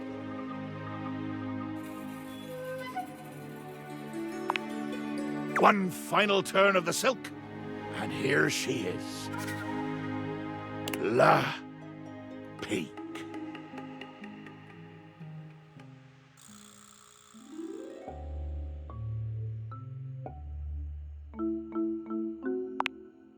The roaches scatter before the power of Le Peak, like, well, roaches scattering at the flip of a light switch.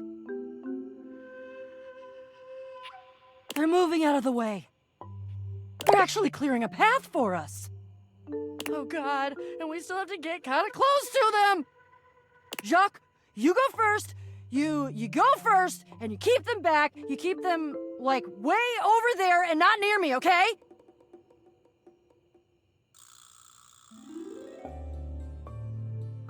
I shall go first, and I shall bear this great sword ahead of me, like the beacon of intention and glory that I always knew it was, and nobody else knew, but I always knew because I am Jacques.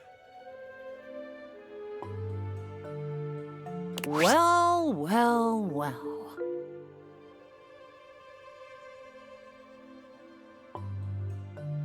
The stranger standing before you looks entirely too familiar. Whoa. Whoa! Who is... Doesn't she kind of look like...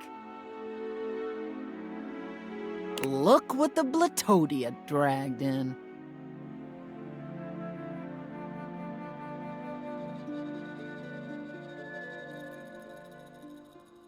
Bo. I'm Isolde. Shut up!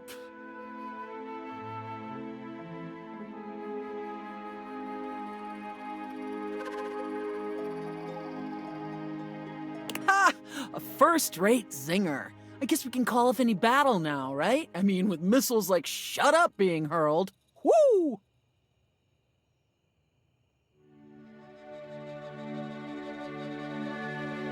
Pull it off? No! No, no, no, no, no, no, no! Absolutely not! Battle! Battle, battle, battle, battle, battle, battle, battle! Or I'll hold my breath! Friends, this is Isolde chest. She's my menacing alter ego, and I must defeat her. Defeat her? Why? Just because she's the shadow version of you? Yes! And no. Theoretically, I'm very intrigued. Engaging with your own shadow? Very, very interesting stuff. Just wondering where we're gonna land on the whole you kinda lied to us and tricked us and almost got us killed by an army of cockroaches thing.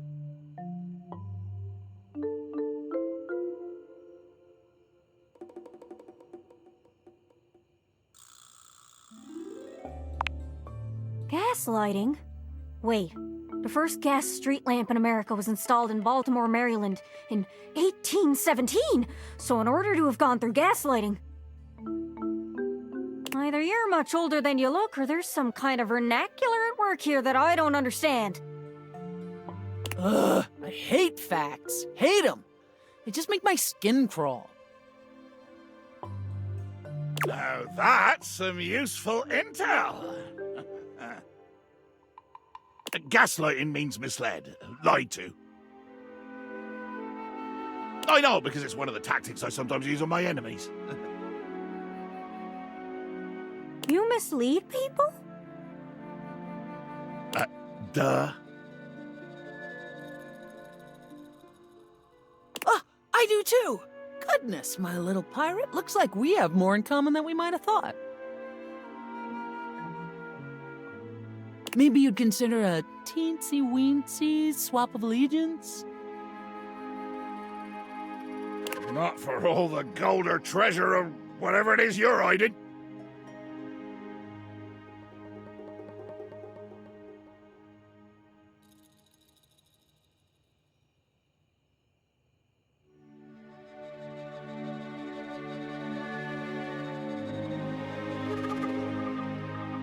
I'm here for the battle! You are undeniably the most exciting opponent in the room, so that decides me. Wait, I thought you were committed and curious and, like, on my side because you believed in the quest. Wow! Belief? Committed? Curious? I have curiosity for blood and booze! Anything else is paint and plaster! Great! So, not the street lamp thing. Sorry you've been lied to so many times.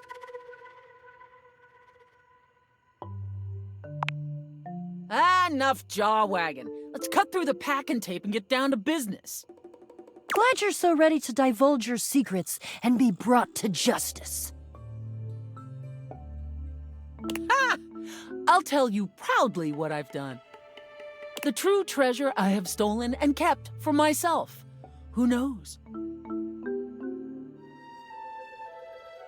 It might even fetch a fine price on the open market once I'm done congratulating myself for the theft. I, thieftress extraordinaire, have wrangled and waylaid an actual goddess. What? Oh no. Oh yeah. A full-fledged, empowered, glorious, immortal being right here in my safe and wretched little manacles. Her name. Tell me her name.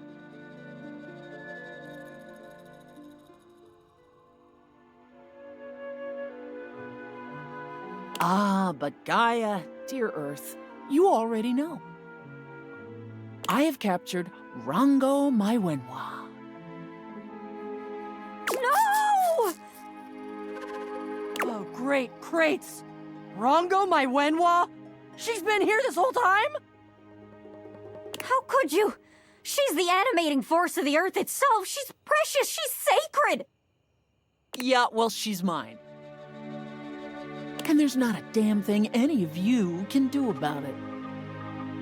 You have to help us. What should we do?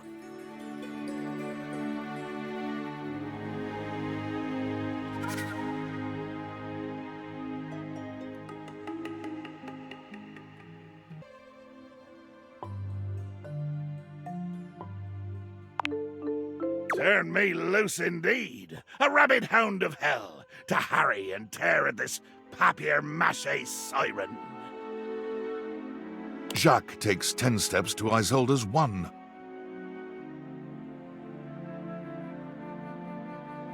Oi! But he still advances. Brandishing Le Pique like a flaming torch, he takes the ground and pushes her ever closer to certain defeat. Yes, Jacques! Let the rage flow! Ah! Glorious rage! It illuminates him. It spurs him onward to even greater feats of athleticism and daring-do. Isolde's eyes go blurry trying to track his speed demon movements, and her heart grows frayed by the knowledge that she is being bested, inexorably, by a pirate the size of a carrot butt. No! No! Damn you! This cannot be! But it is! But it is and could never have been otherwise! Bow before the blade of justice, Le Pique! It shall prick your conscience, and evil shall bleed from you into the unforgiving ground. In a final and brilliant feint, Jacques thrusts Le Pique home into Isolde's chest, right where her heart should have been. She growls and yowls, throws her head back and bellows to the sky, and with a great burst of tinsel and tissue paper, she unlocks, and her form evaporates into the air. As though she never was. Whoa! Look! All eyes are drawn to the glowing stone, now exposed. The treasure Isolde had coveted, now plainly visible on the dust floor. It shines and hums with the energy of the earth itself.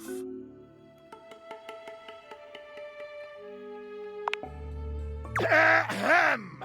I did it! Okay, your sword helped, but we worked together. If it weren't for the sword, we'd be swarmed by roaches. Is that what you want, Miss Package? Sigh. Where's Rongo, my Wenhua? Is she okay? My child, I have always been fine. Goddess. Rongo, my Wenhua. What do I call you? My name alone will suffice. My name is Rongomai Whenua.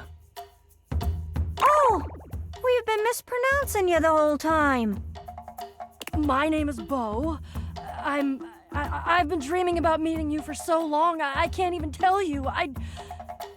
You're my greatest adventure. Hello, child. I am Jacques. I'm the holder of Le Pique. Ah, yes. A bottle. Made of silicate. One of my other forms. Yeah, that too. And here I see a representation of my planetoid form. A beautiful gift. Are you gonna eat me? No, child. It is time I leave this contraption and seek out a new place to be beheld. Thank you all. Thank you for all that you have done. I shall return with gratitude to the world above and to the light.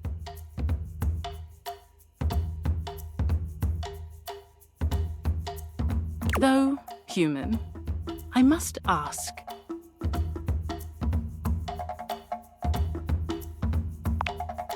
Please pick me up and put me on a shelf. Even goddesses like myself have limits. Let the magic flourish again!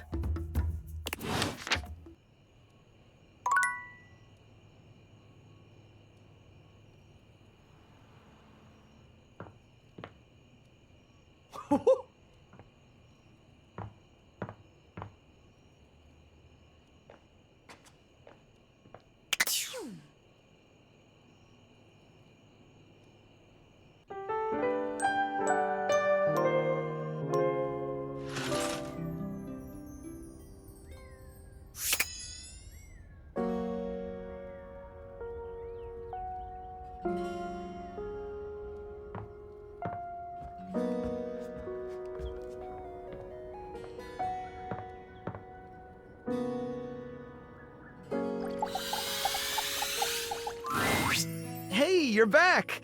That was fast. Any news on Davy?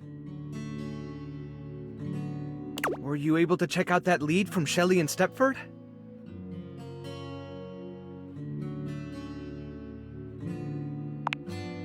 Awesome! We're all really ready for Davy to come home.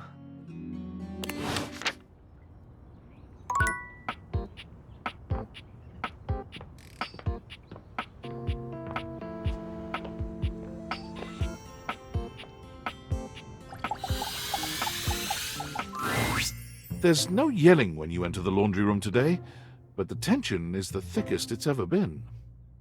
Harper and Dirk stand facing away from each other, neither speaking to the other. They perk up when they see you. It seems your little discussion the other day hasn't affected your relationship with them. No matter what I say, no matter what I do, I can't get Dirkie to see how much he hurts me. Harper will never evaluate her behavior, ever. So, we need an outsider's perspective. You're good with this stuff, right?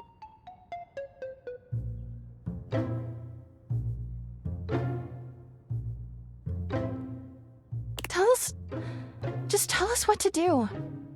I'm at my fucking wit's end. I'll take it. I just feel paralyzed when I think of leaving or staying. I don't want Dirkie to leave ever, but I don't know how to make him understand my feelings. Please, just tell us what to do. I'm over this.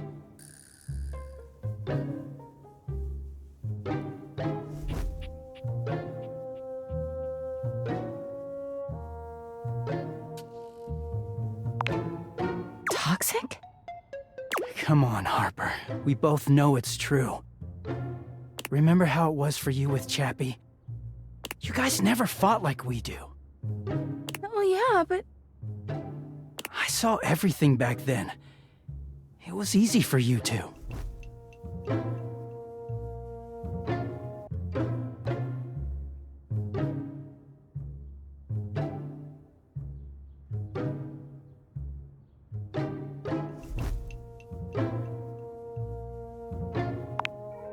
But if it's hard, doesn't that mean that it's real?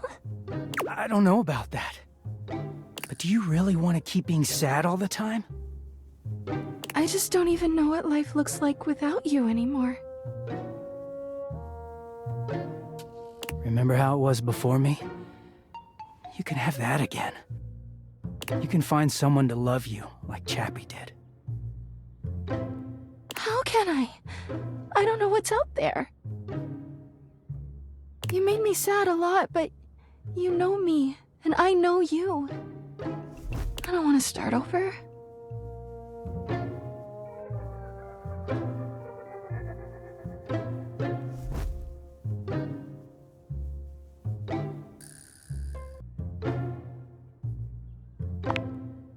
Maybe. I'm just so scared to lose Dirkie the way I lost Chappie. I just wanted to hold on to him. You never trusted me, even in the beginning. It took one wash cycle for you to freak out at me.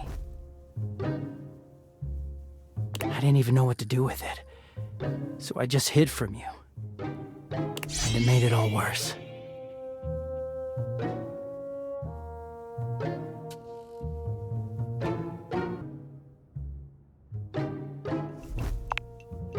That's fine with me. I know how I got here, but I don't really know what to do to never go there again. But I guess we can all agree this isn't good. He sighs. Harper looks as if she might cry, but she manages to hold off. Is this the end, then?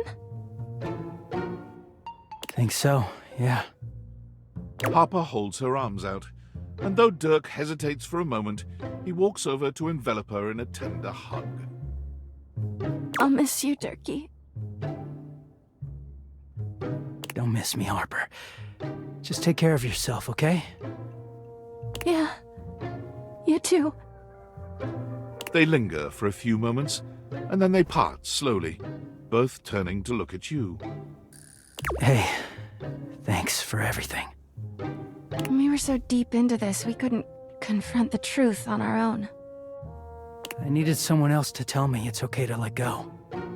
I'm scared too, but I'm gonna go see Washford in Drysdale.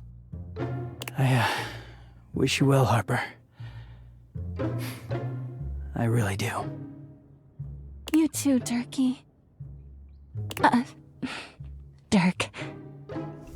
Dirk gives each of you a nod, and then he walks off in the direction of the washer and dryer. Harper turns away, a tear sliding down her cheek. God, I can't look. She turns to you instead, with a warmth in her eyes.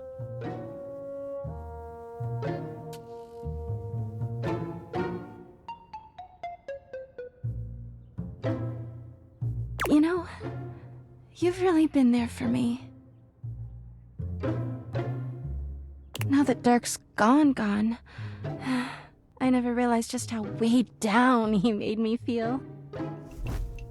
But you come and go on your own all the time. And no matter how much Dirk and I screamed at you, you kept coming back.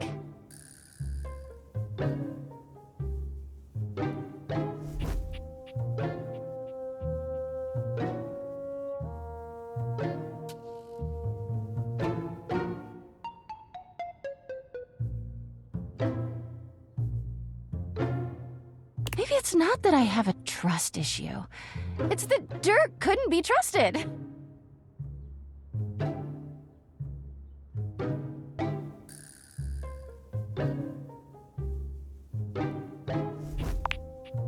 She rolls her eyes at you. All right, fine. I'll see someone about it. But I don't want to talk about that. I want to talk about you and me. I've only known you a short while now, but you remind me of Chappie. With Chappie, it was right immediately, and you... It's just been so easy with you. You've seen me at my worst, and you keep coming back.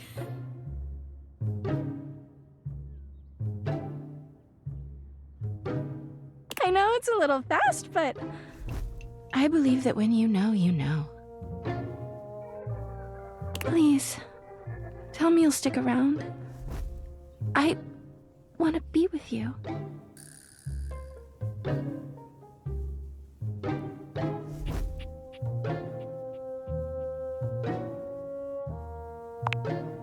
Oh my god, yes! I knew you were feeling me too. I mean, I'd have never cheated on Dirk. But I won't lie, every time I talked to you, I was like, in another life, in another world. But now Dirk is gone, and there's nothing standing in our way.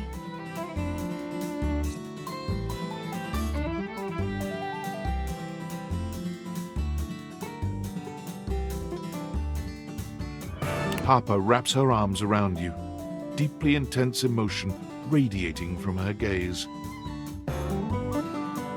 I'm ready to go all the way this time.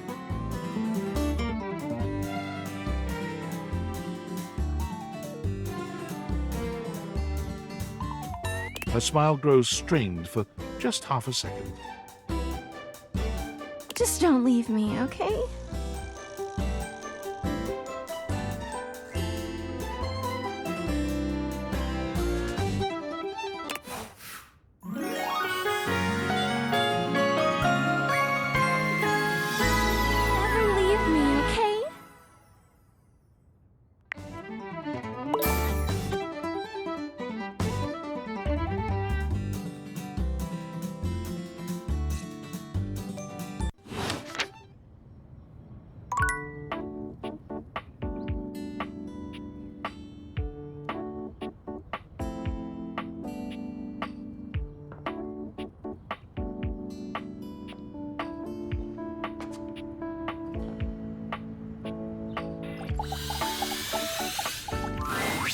As you enter the kitchen, you're surprised to hear organ music.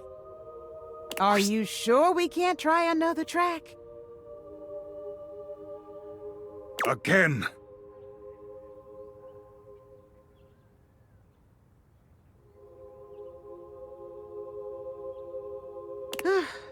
You got it.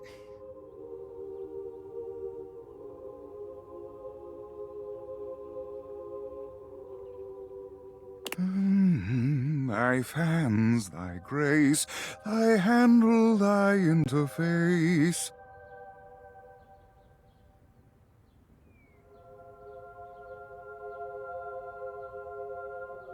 No, no, no.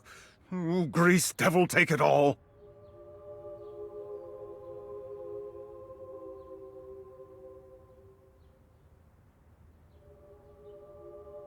It's not that serious, man.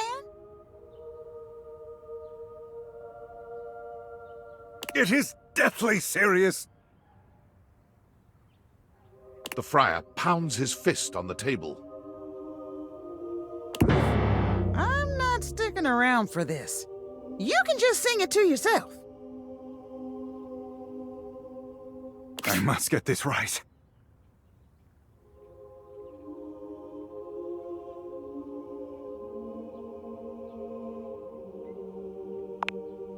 Oh, it's you. I am composing a hymn to honor the glory and majesty of the air fryer. Music is, after all, one of the most universal languages. But if I cannot perfect my hymn, it is all for naught.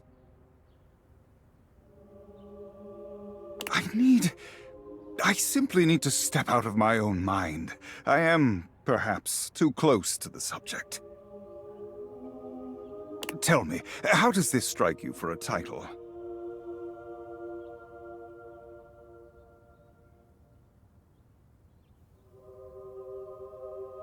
In the arms of the convection angels.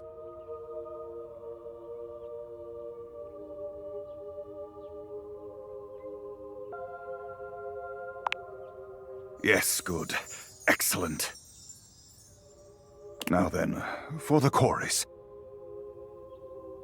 Should I extol the virtues of the friar's purity? Its efficiency? Perhaps both. Or should I mention its affordability?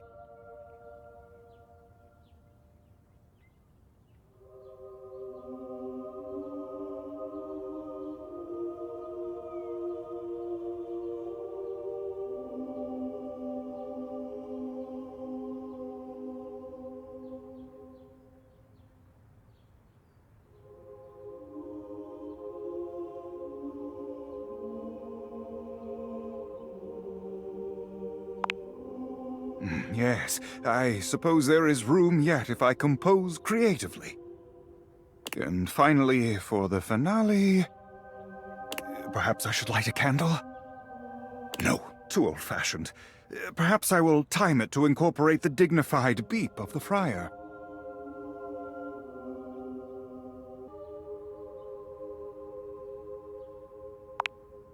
Yes.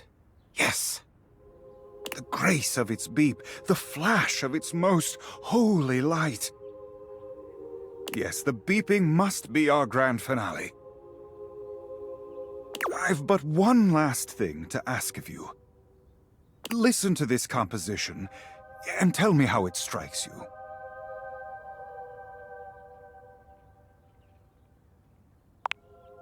And...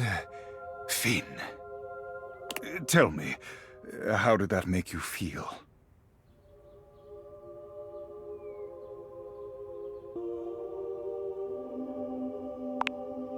I had hoped for more terrified and touched, but that will do for now.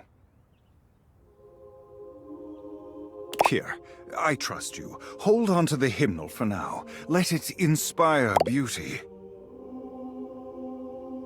I must track down Rainey at once. I need her backing, and she cannot hide from me forever. I shall have to perform it for you once it is truly complete, but until then, may you walk in the currents of convection.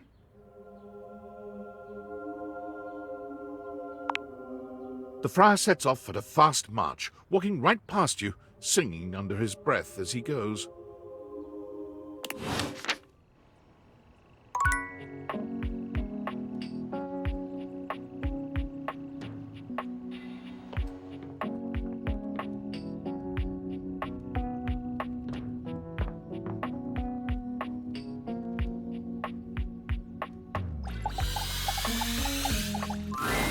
The game console turns on. Team 17. Sassy Chap Games. Moonsurgence. Resurgence. Here you are once again, back where you started, with your beautiful companion urging you to make a decision. She looks at you just the same way she did the last time, with a strange familiarity, but still not quite recognizing who you truly are. You're here. I didn't think you'd make it back. Oh. Which way do you want to go?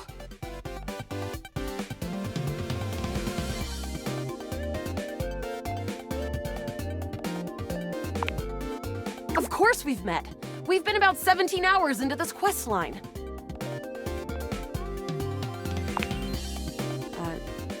No, I would definitely remember something like that. I've got quest updates and relationship statuses in my Stata decks anyway. And I don't see anything about an actual connection we've had aside from mission partners in here.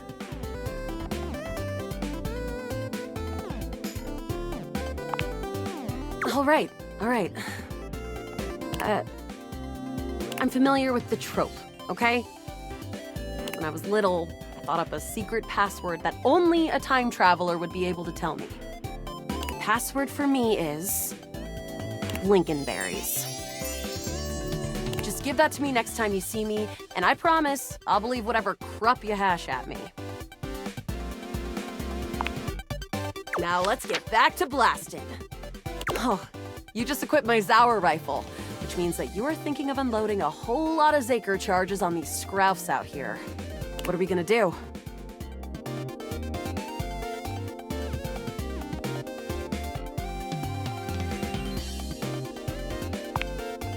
The Zork! Eat Zaker, worm!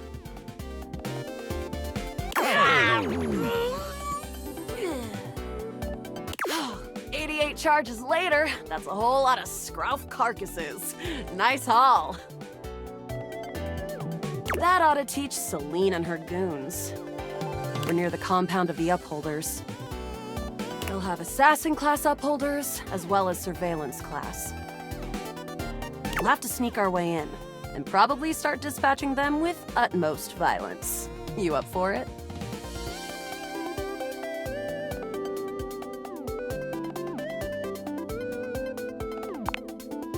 You're right.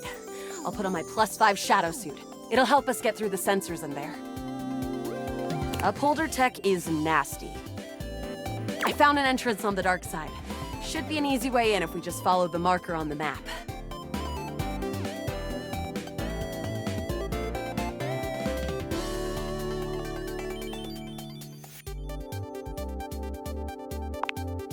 After a short walk, you find yourself standing in front of a bullet-ridden metal door, way out in the middle of the cold, grey landscape. This is the entrance I've never seen anyone use. With my chalk-picking skills, we'll have this open in no time.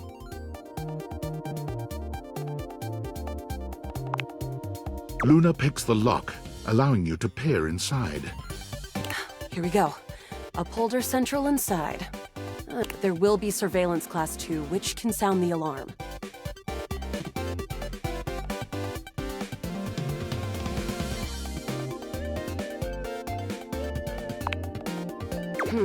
Just knowing that isn't enough to help. They've got ultra tech that renders them invisible to all senses. Can't believe that's our fate. How do you suggest we do this? That makes sense. With the shadow suit, there's no way they'll hear us coming. Using all your available grace and patience, you and Luna slowly make your way down the corridors. Close behind me, Yael. You drift past both grunt and surveillance upholders with ease. Good choice on the stealth. I usually prefer the part where we... There you are. Oh no! Assassin!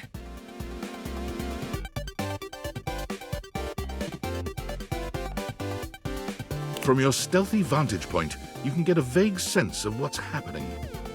A vast laser juts out from some sort of holographic human from down the end of the corridor. The light engulfs Luna and renders her immobile. Bravely, you take Luna's frozen body and crash through the remainder of the hallway. Once she is removed from the power of the strange weapon, she hangs limply in your arms for a moment, enjoying the ride.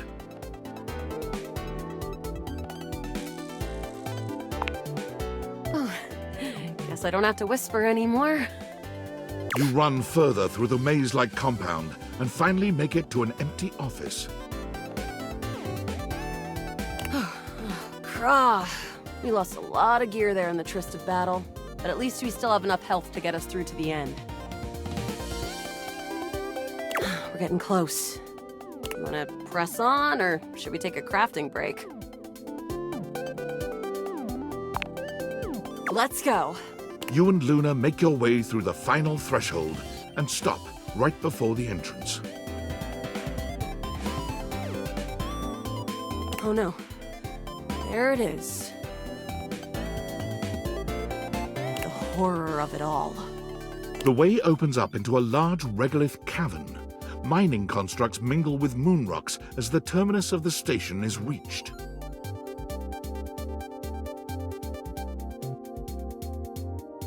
But perched high on the crane next to a large glowing blue crack in the regolith was a well-outfitted spacer who looked just like Luna. You came just in time for the festivities to begin. Celine Moonrise, prepare to die! Luna, you'll never take Crescentia's power.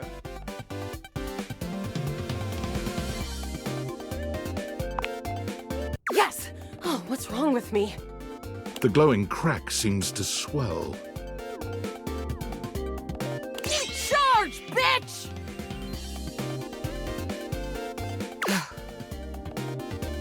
The blue deposit of moonrock erupts, and from the crack, a monstrous creature bursts forth. Crescentia! Go!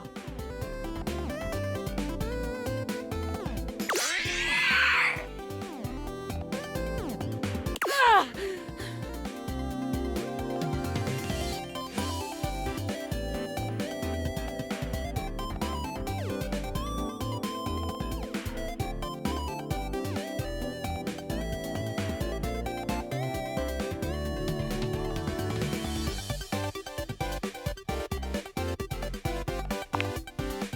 Take this! Luna throws an elemental grenade that blasts Crescentia's scaly hide.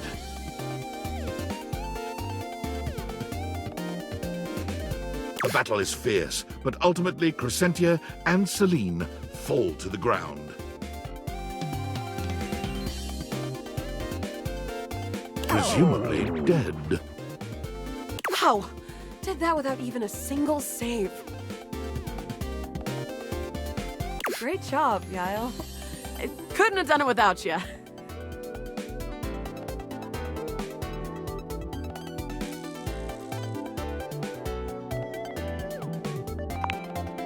You're the best partner I could have ever asked for. You always chose the right path, unwaveringly. I'd love to be friends with you. Even though it can be dangerous out there in Novaya Moskva, having a real friend by your side means you keep your KD ratio way down.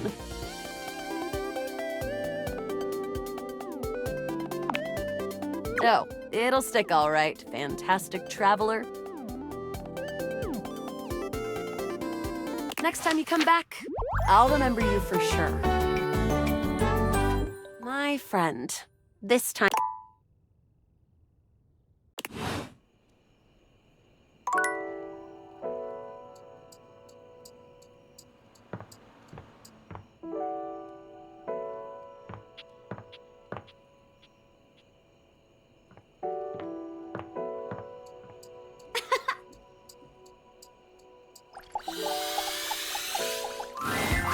Hey.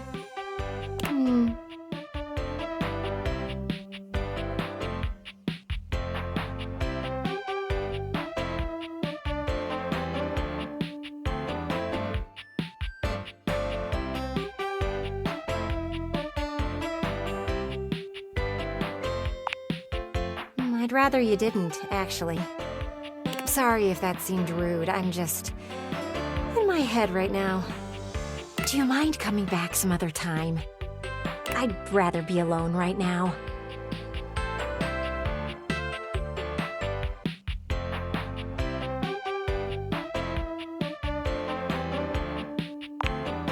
I'd rather not.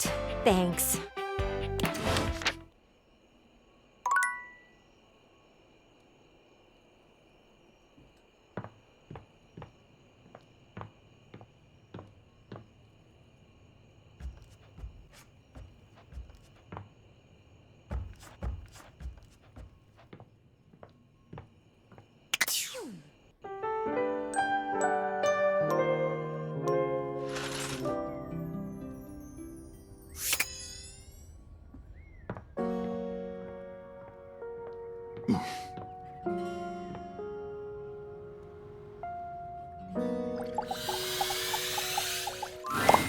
The strings in the gym closet appear before you in a more canid form. Surely this is the tassel hound you've been on the lookout for.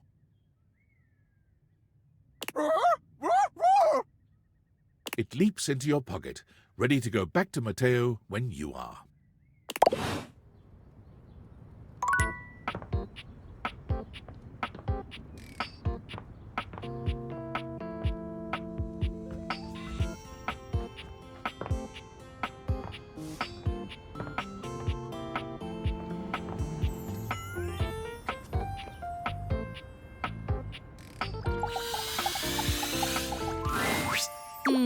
Yes?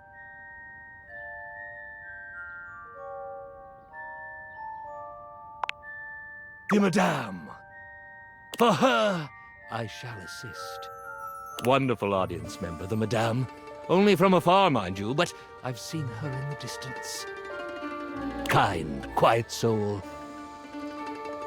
Sign me up.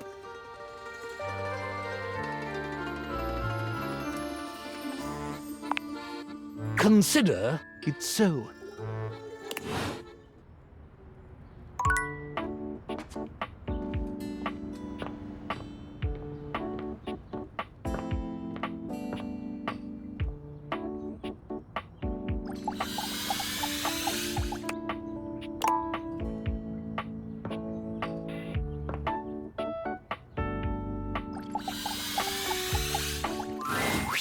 Oh, Lieutenant, you've returned.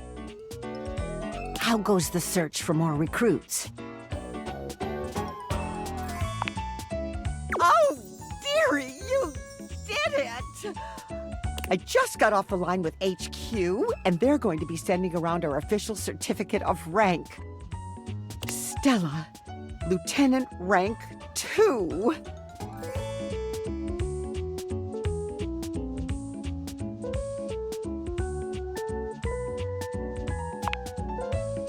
This is marvelous.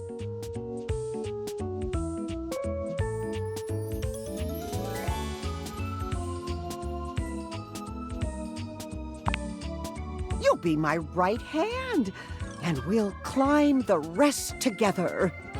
I've never had a certificate of anything before. I don't even know where I'd put it. Gosh, I could kiss you.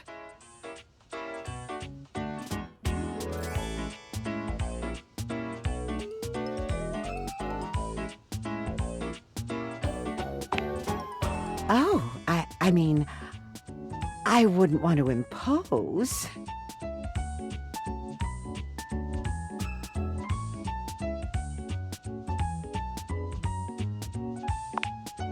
Stella raises a brow, her gaze warming as your encouragement sinks in. Oh.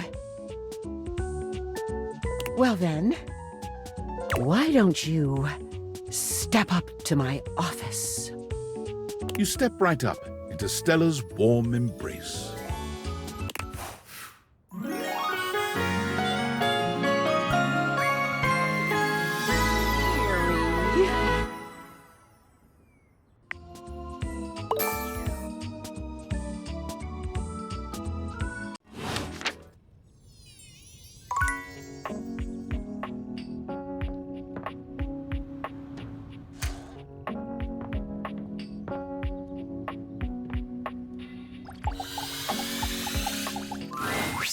employer generally gets the employees he deserves.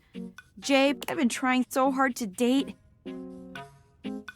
I thought, like, okay, maybe it's just a numbers game. Gotta get some bad dates out of the way to have a good one. And boy, was I wrong.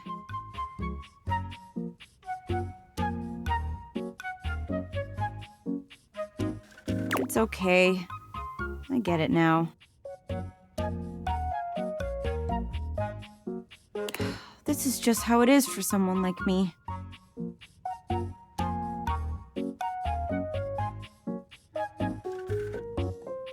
You get what you get, and you better like it.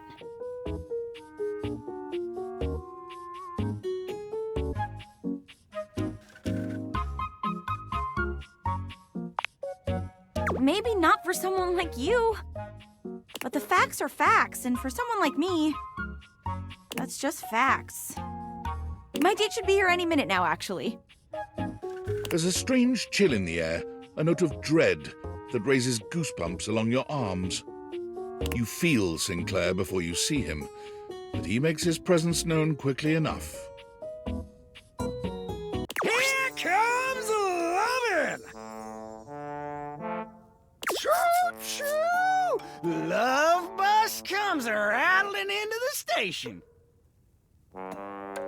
Oh, hello, other love of mine.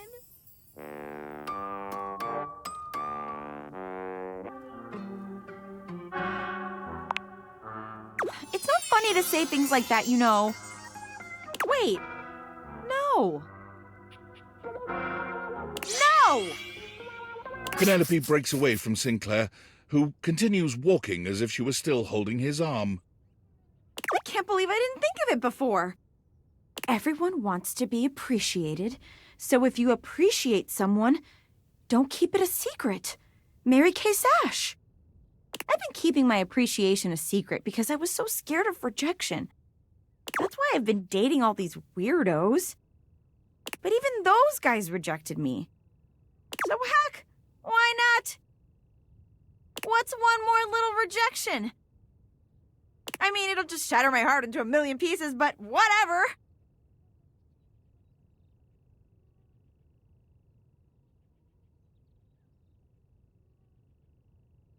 I appreciate you.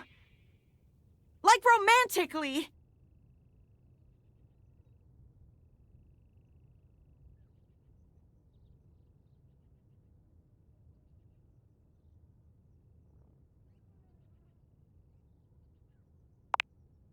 Wait, seriously?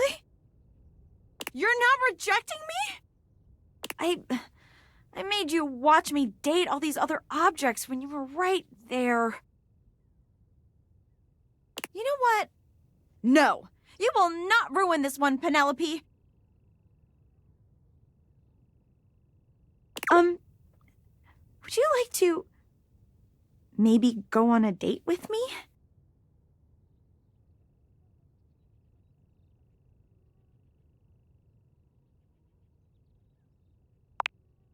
There are no shortcuts to any place worth going. Beverly Quills. It might have taken me a while to get here, but it was all worth it. I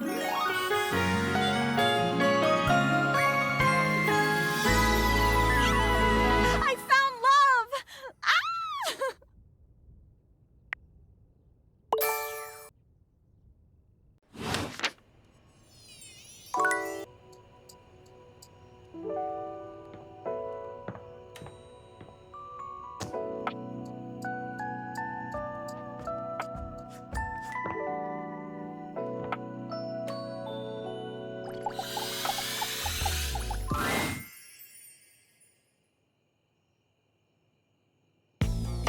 You are magically whisked away to the fantasy chamber of Lucinda Lust. You're back, baby. What can I do for you today?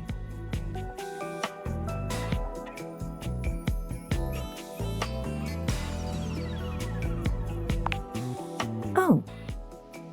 But first, the question is, do you got the goods to make my goods good?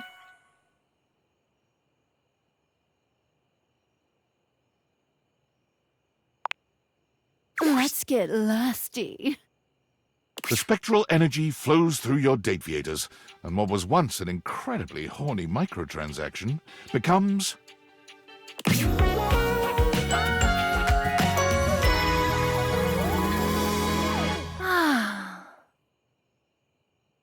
Lucinda Lust, fully human and fully ready to suit your every waking need. I'm real, baby. Now we can do whatever we want.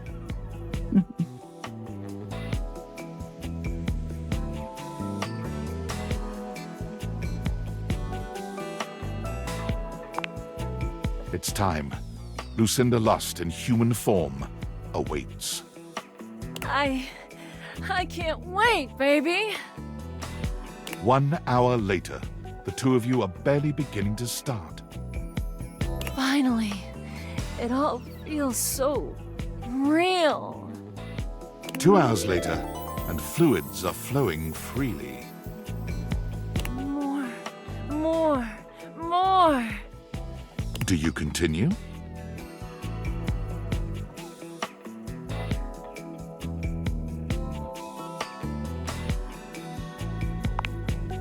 One day later, and you have a new vision of ecstasy. I love it. Do you continue?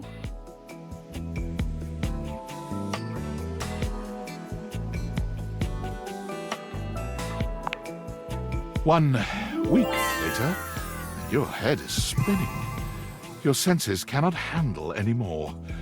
You simply have never encountered someone so tailor-made for your own pleasure. Baby, I have to leave you. For your own safety. It's true. Any more and your body will collapse. Lucinda Lust finds herself in heavy demand as soon as she leaves your home. Oh, where can a girl like me with a voice like this find any work? It turns out in most places. Oh, baby.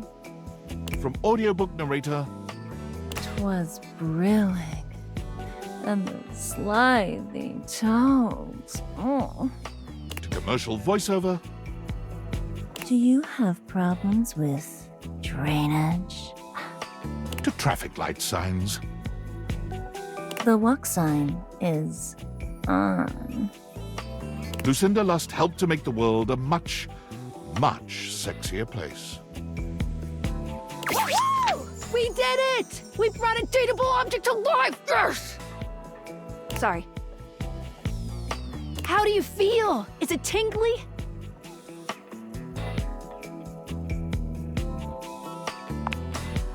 I thought so too.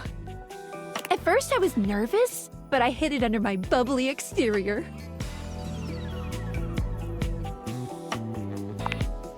Thank you! There's a whole lot more to realize than we, realize. I say, let's get to dating!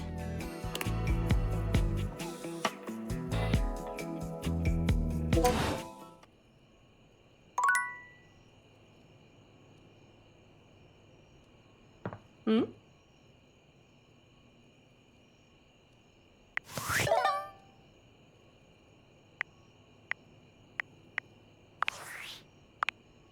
Hi! What's the latest with my favorite harem anime?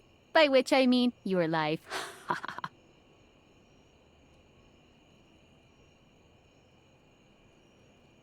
Did you give birth? I'm sorry, what are you doing?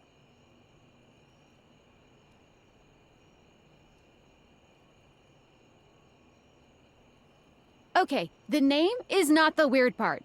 You are being extremely calm and normal about making new humans. You seriously turned one of your household items into a person? Is that ethical?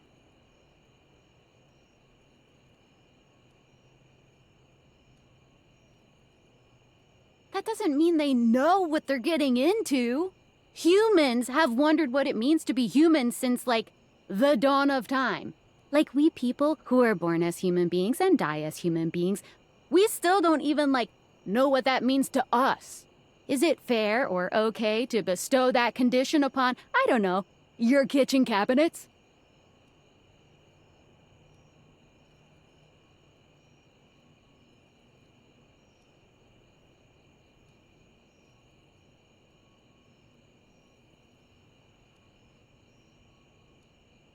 Well, when you say it like that, you make me sound elitist. But it's not like that. Being human isn't even just philosophical shit. Beyond why am I here? And what is the meaning of it all? You are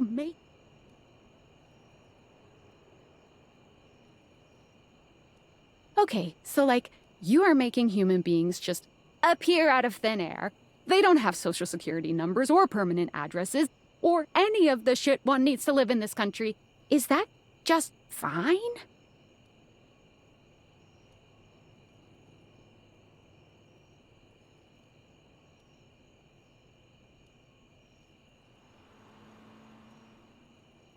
I'm overthinking? I think that you're underthinking this. I'm overthinking the fact that you're underthinking this. You know what? Sure. All right. I am not going to be out here caring about this more than you are. If you don't care, it just is what it is. Get out there and love on those household items. And just believe in their ability to integrate into society, I guess.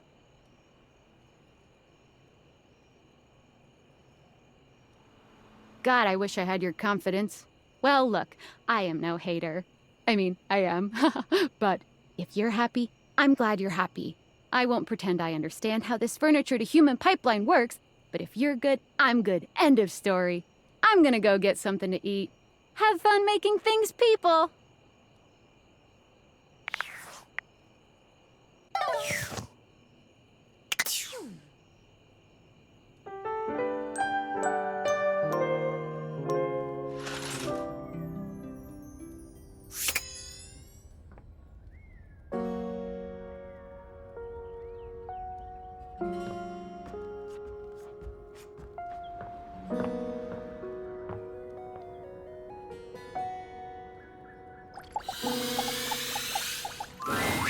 Mateo has been searching for so long, you've nearly given up hope.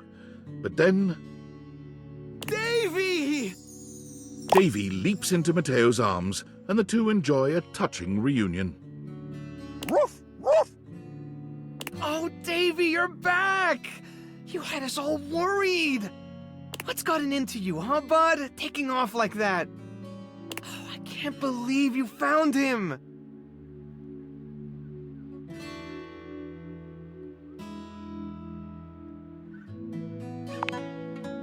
Did a good job leading us to those strays, Davy. Very clever.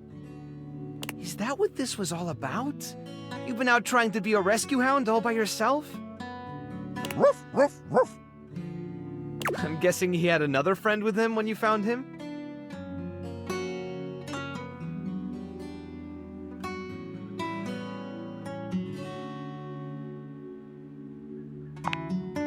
They were trapped and you didn't want to leave them behind. You really are a rescue hound.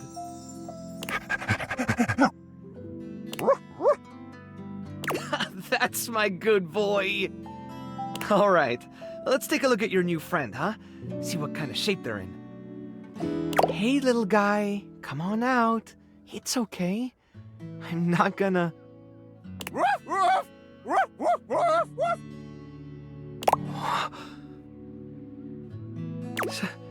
Stitch? Is that really you?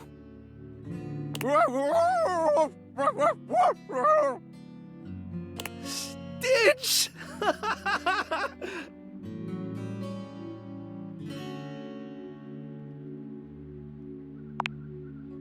Stitch is my little troublemaker!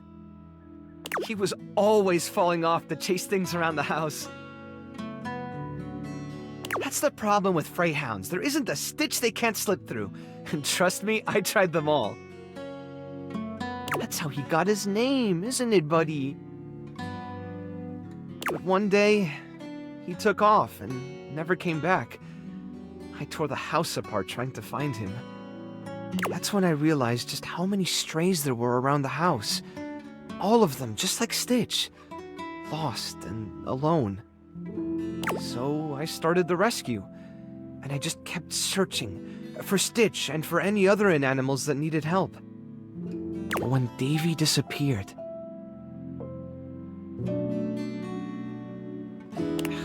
I thought it was happening all over again.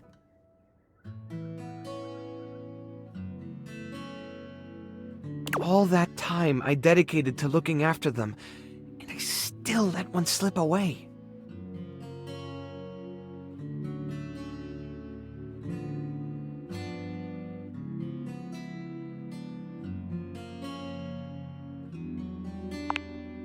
They're my responsibility.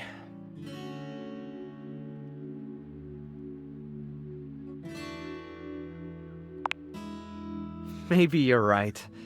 Maybe I'm a little hard on myself. I've realized something over the last few days. When you're on your own, everything is so much heavier. You're carrying all the weight, and if something falls, you're the only one around to pick it up. But since you've been helping look for Davy, it's felt more like I had a partner in all this.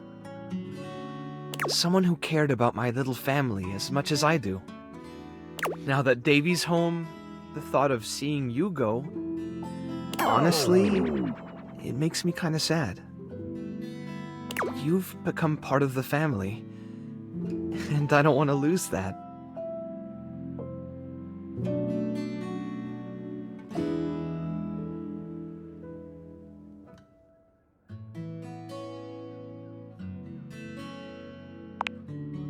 Then what would you say to something more?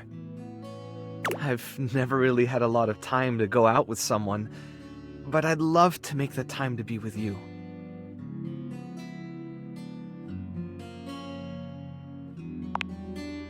Me too.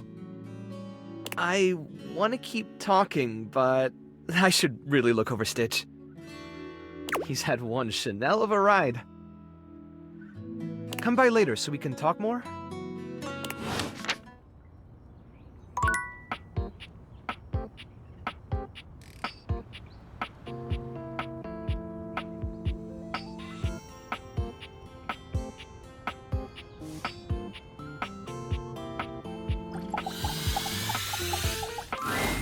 The game console turns on.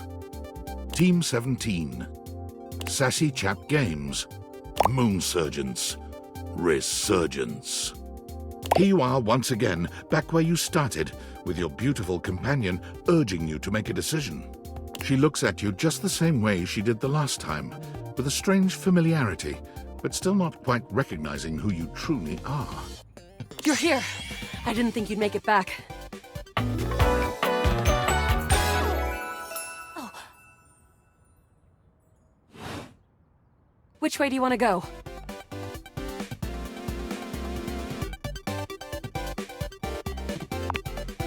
Lincolnberries. Oh my dunes. We've got a timeline crisis here.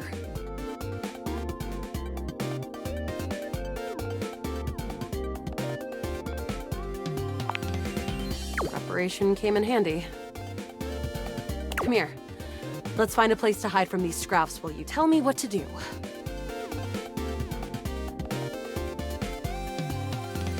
Luna grabs at you, and you both wiggle through an open fence near some scattered power grid structures.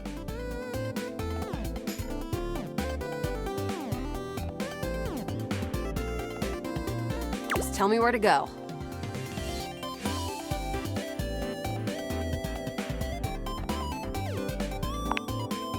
That was where I planned on... Luna is shocked to see something nearby flash. That's a Krisny box. Right by the Essner transformer?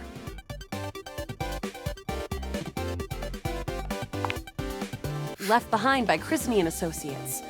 These things can contain all sorts of good gear. Luna opens the box to find a pair of futuristic goggles, which float and spin in the air in front of you both.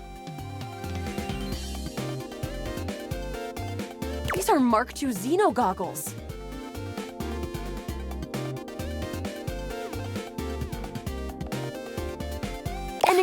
dateable upgrade. I'm keeping these. Happy accidents, huh?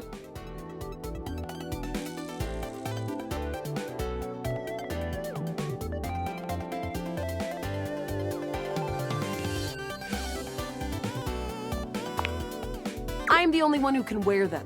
You're already wearing some sort of xenotech on your slots.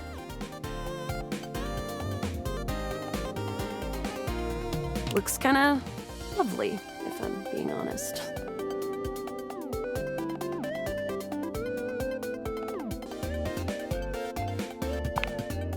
Huh.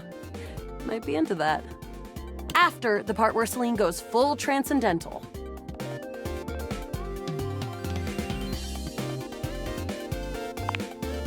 Now, let's get to the facility. After a short walk, you find yourself standing in front of a bullet-ridden metal door, way out in the middle of the cold, grey landscape. This is the entrance I've never seen anyone use. With my chalk picking skills, we'll have this open in no time.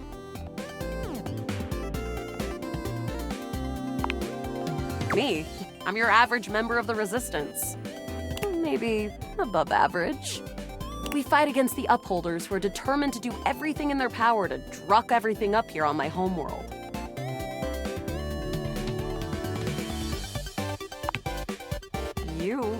I always thought of you as a companion. Someone who followed me around and gave me advice. Cute, but expendable. Luna picks the lock, allowing you to peer inside. You can see hallways filled with shining electronic doors off into the distance. Here we go. Upholder Central inside. I'm seeing Grunt class upholders who shouldn't be too bad. There will be Surveillance Class 2, which can sound the alarm.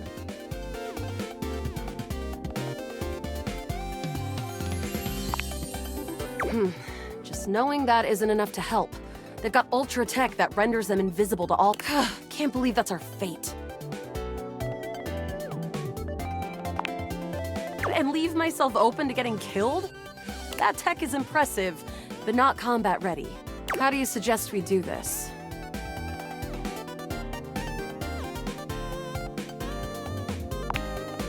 That makes sense. Using all your available grace and patience, you and Luna slowly make your way down the corridors. Close behind me, Yael. You drift past both Grunt and Surveillance Upholders with ease. Good choice on the stealth. I usually prefer the part where we... There you are. Oh no! Assassin! From your stealthy vantage point, you can get a vague sense of what's happening. A vast laser juts out from some sort of holographic human from down the end of the corridor. The light engulfs Luna and renders her immobile.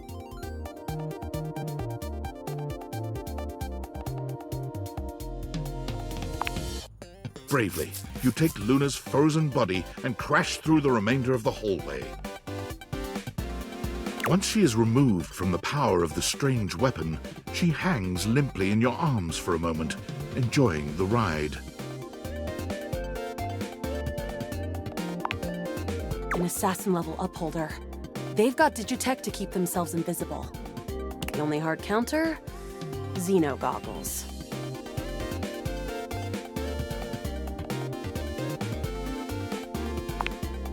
I was distracted, okay? Look, next time around, just tell me. Don't listen to the syrup-addled junkie who said no to wearing the goggles. We'll have to remember that for next time. Well, you will. Freak. Can't believe we're here. Seems like a dead end. Hey, you might disappear after this, but I keep going. And I'm not planning on going anywhere, resources or not. Speaking of, you want to see if there's a workbench?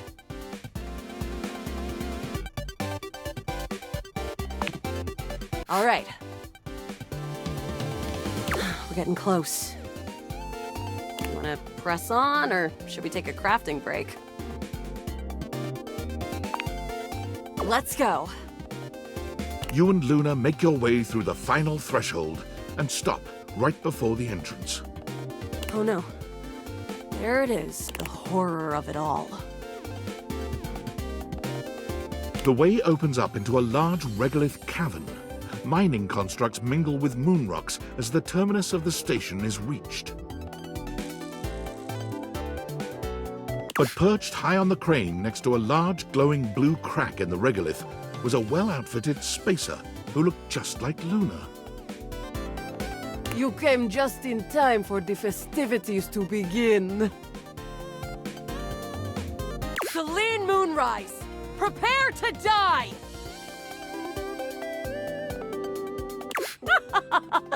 Luna, you'll never take Crescentia's power.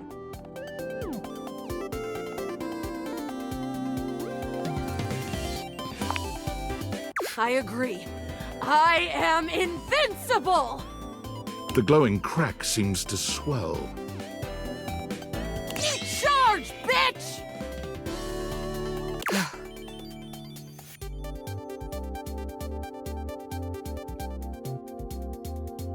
The blue deposit of moonrock erupts, and from the crack, a monstrous creature bursts forth. Crescentia! Go!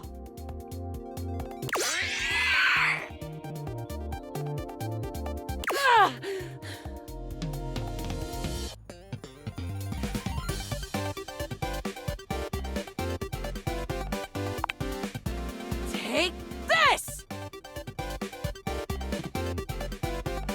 Luna throws an elemental grenade that blasts Crescentia's scaly hide. The battle is fierce, but ultimately Crescentia and Celine fall to the ground, presumably dead. Wow! Did that without even a single save. Great job, Guile. I couldn't have done it without you.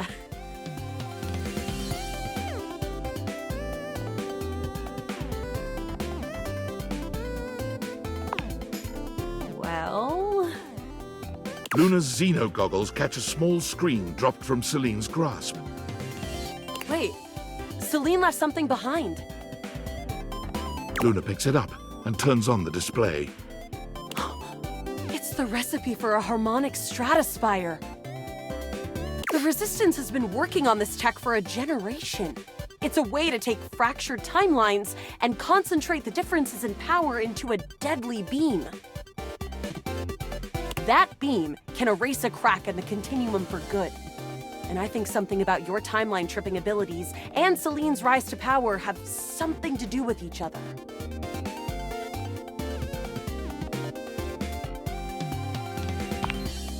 But she's already died in this timeline. You'll have to come back with the knowledge of the recipe. It's 4 globules, 1 wood, and 2 scruff skins. Remember it.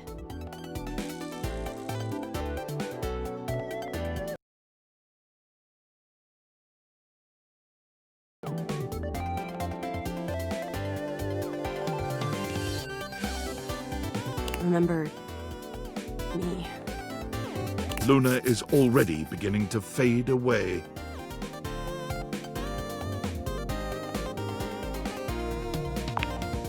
Thank you.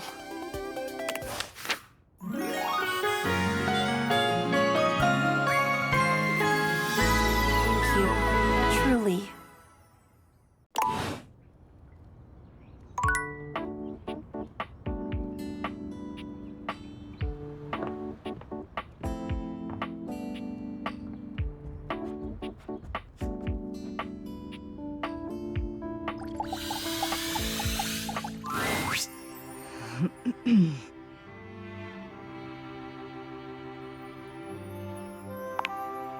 Indeed.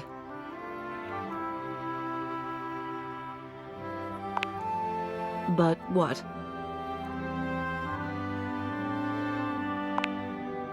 Listen here.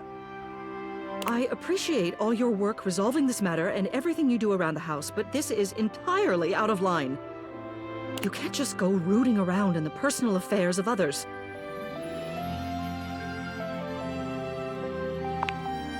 My personal feelings towards Florence are none of your business. Or anyone else's, for that matter. I don't see why I should have to explain myself to you.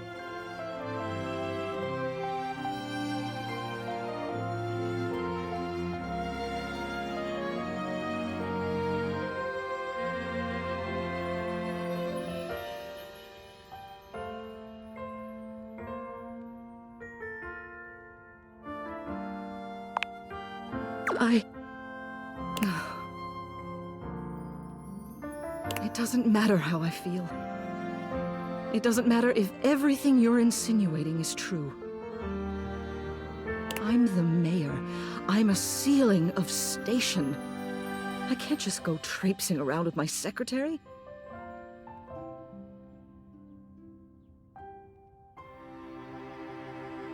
No matter how kindly she is, or how sweet, no matter how much I may want to. Florence enters, barely able to look Celia in the eye. Celia? Florence! Dearest, how long have you been standing there? What? You can't go over my head. I'm the ceiling.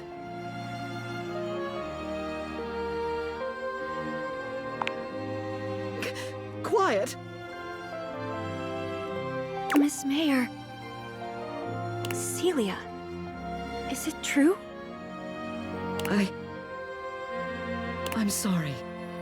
This must be so embarrassing for you, seeing me like this. Unprofessional, that's what it is. If you would do me a favor and fetch me the official resignation papers, I'll get started on them. It's what I deserve for my conduct. No! Miss Mayor, you can't quit! You're wonderful! Wonderful!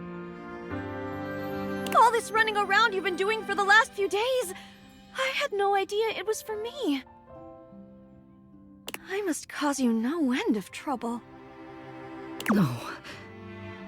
Florence, dearest, do you know what my favorite part of this job is? Every day, when I look down at all of the objects in this house, I feel so lucky.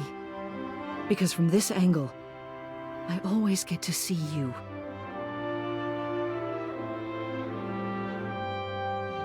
The deep brown of your hardwood, softly reflecting everybody's best features. Your gentle carpet, alleviating the tension and hiding all those little crumbs.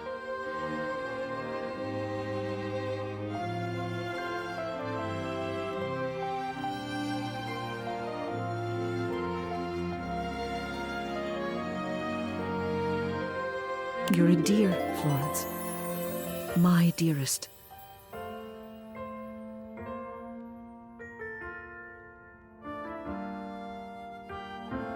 Everyone thinks I'm the one in charge, but the truth is, you're the foundation of this house.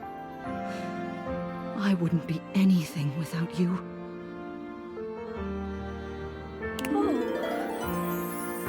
Oh, Celia.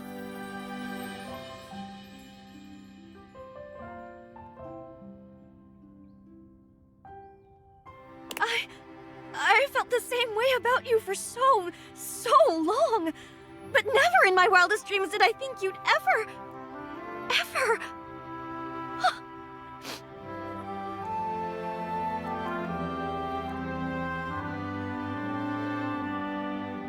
Tears slip down Florence's cheeks.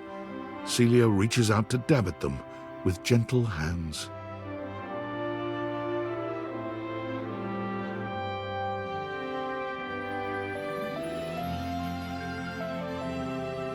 Oh, come now, dearest. You mustn't cry. You'll get water damage.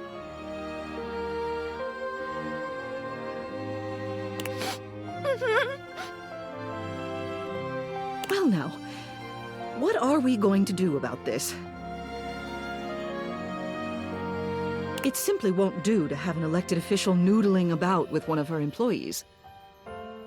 Well, you are the mayor, but technically, bureaucratically speaking, I mean, the human does outrank you.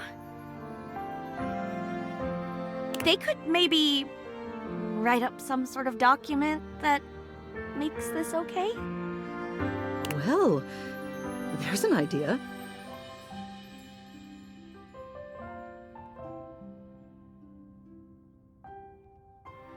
What do you say?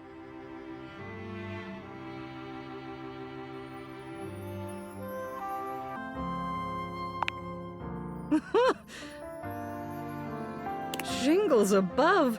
Just when I thought you couldn't get any more audacious.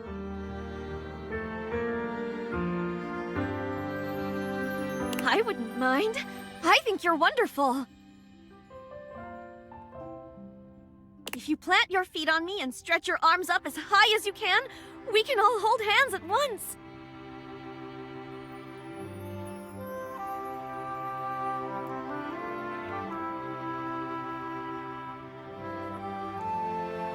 Well, if Florence is all right with it, then I suppose I have no objections. Although it may take some time for me to get used to having two dearests.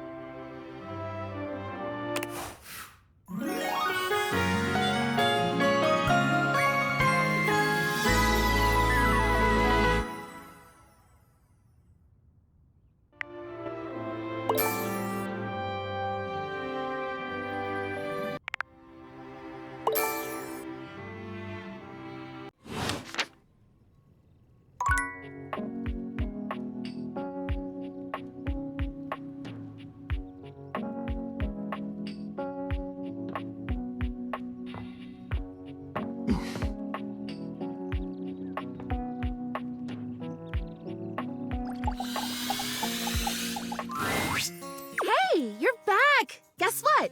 The flirtilizer is totally working! Okay, not really, but I've been doing all this research on manifestation and positive self-talk, and I think it's going to be really helpful for me. Anyway, I'm actually glad you're back because... Drum roll once again, please. I've got a brand new plan to become a real plant. A real plant plan. After the flirtilizer debacle, I went back to the drawing board, started my research from scratch. And it turns out I was missing a key ingredient in my whole appraisal of the situation. Are you sure you're ready for this? It's called the woot.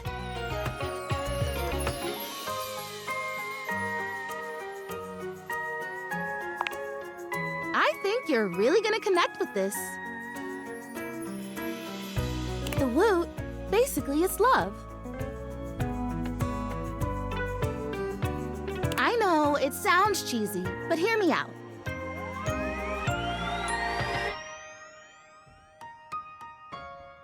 It means encouragement, visibility.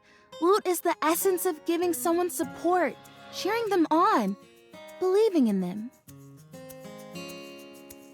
And you don't even necessarily have to feel those things in order to give them to someone. That's the crazy part. You can offer someone the woot before you feel it.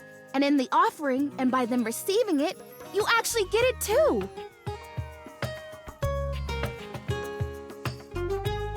You know what this sounds like, right?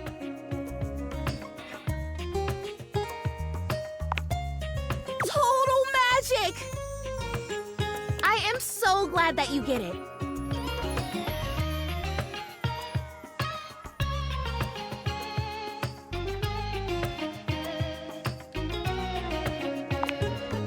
Yes, so glad you asked.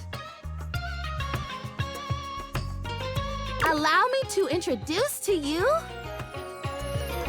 Chrissy holds up a small green and pink watering can. It seems pretty unremarkable to your eye, but you suppose you'll have to wait and see.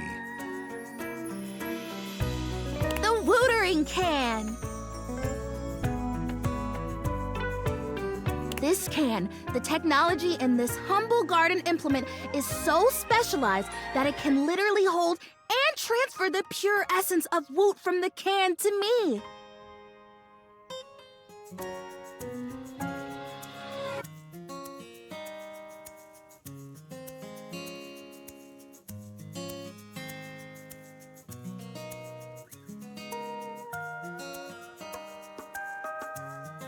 And through the power of the woot, presto, I become real.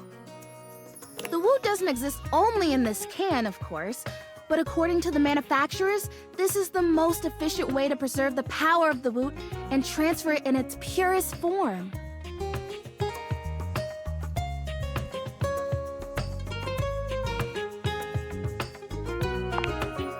Yeah, that totally works too. If you were intending to woo me. Which would be interesting. Are you?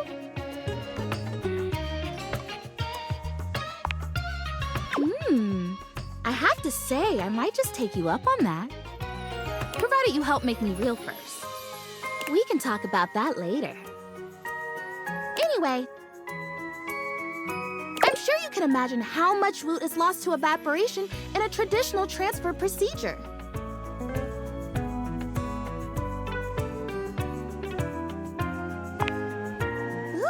What a great question. Cheering at a game or a concert? That's a pretty recognizable one. Think about it. Those fans are watching, paying attention, loving, moving, and grooving, producing huge quantities of woot. And by the time it gets to the field or the stage, all the way over there, so far away from the source, how much of it has just drifted away?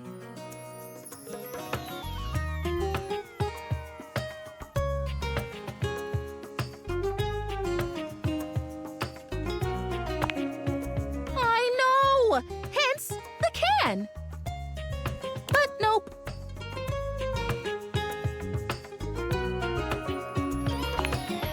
Essence. I've already filled the can, but the woot charging ceremony as described in the instructions takes 2. So we do the ceremony, and then you water me, or you wooter me, I guess, and then...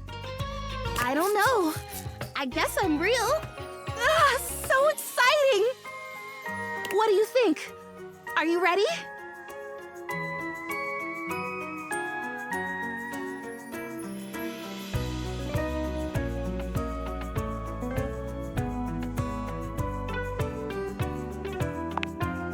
Yes! Ah!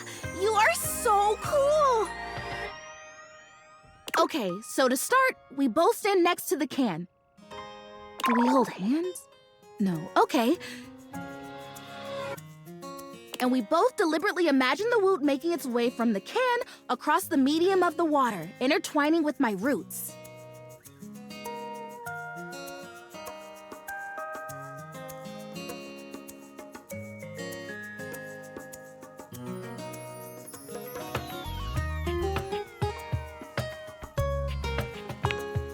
Exactly! And when we have this image firmly in our mind's eyes, we say with a big breath, and the woot shall be. Woot shall be. Yep, woot shall be. Okay. Imagining. Okay, I've got it. Do you have it?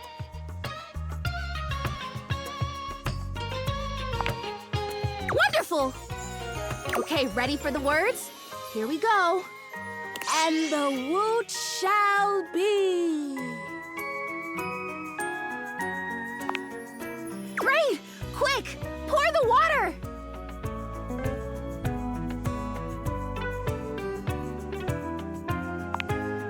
You pour the woot, or the watering can at any rate, doing your best to think positive thoughts for sweet Prissy. Is it working? I feel like it's working! The flirtalizer kind of tingled like pins and needles. This is much more soft. warm. It's like that time someone thought I was real and left me in a greenhouse for a few hours at the home warehouse. Gosh, what a fantastic day that was. I got to talk to a hydrangea, a real one.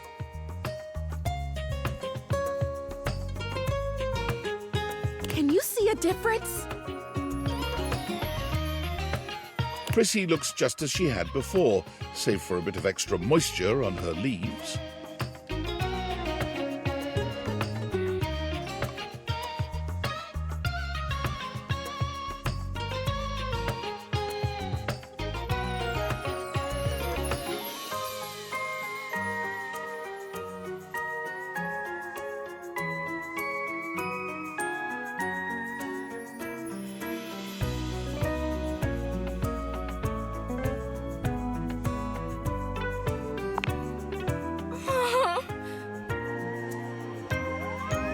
Oh boy, if I have to stomach one more time that it hasn't worked, that I'm still not real, that I'm just a plastic plant, no different from a grocery bag or a bike tire.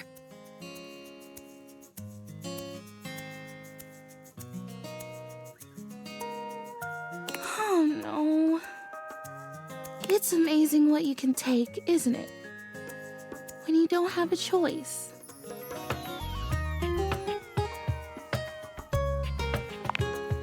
I think I'd better rest now.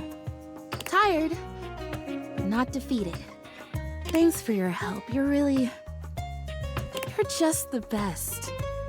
I think this would be a lot harder without someone who believes in me.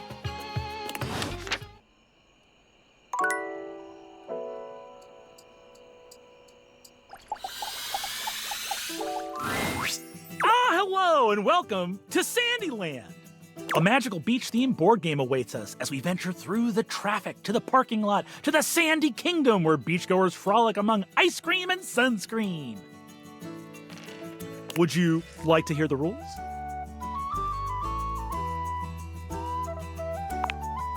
Both of our pieces are at the starting spot, home.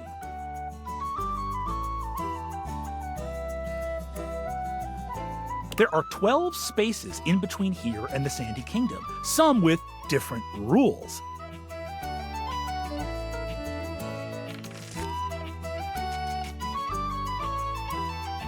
Each turn, we both spin a spinner to determine how far we go.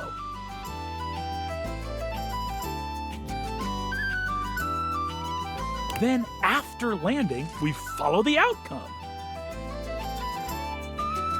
First one to the sandy shores wins the game!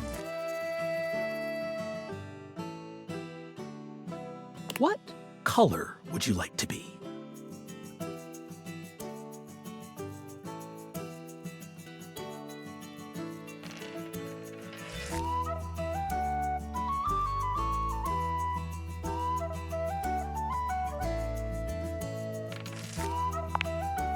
Interesting choice. The pieces are all set up. I'll be the banker and the rule tender. We are both at home. Shall we race each other to the beach? It's your turn. What will you do?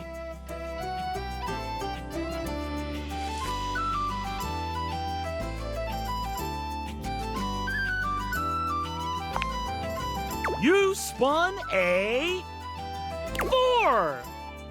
You're on the 4th space, getting stuff out of the car. Good thing you brought the sunscreen. My turn. I spun a 2. I'm on the 2nd space, the parking lot entrance. With the high fees at the beach, I'll have to move back 1 space to find a better price. Looks like it's back to you. It's your turn. What will you do?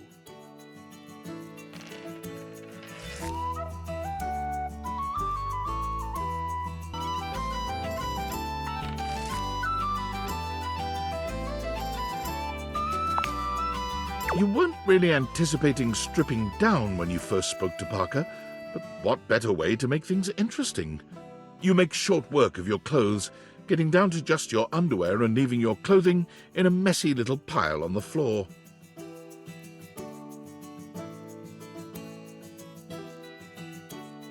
Parker stares at you just a little too long. It seems he wasn't prepared for things to be quite this interesting. His pale cheeks flush as his eyes roam over your body.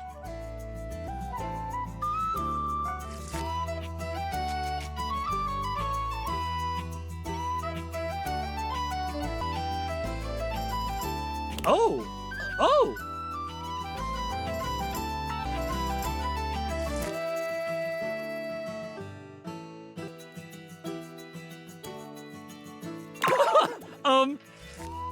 All right, as you wish. It takes him a moment to compose himself, but he eventually manages to tear his gaze away from you, stripping down to a swimsuit. He seems somewhat unsettled, if his reddening cheeks and nervous demeanor are any indication. Here is my beach-going form, ready for a typical day at the beach. Phew! It's your turn. What will you do?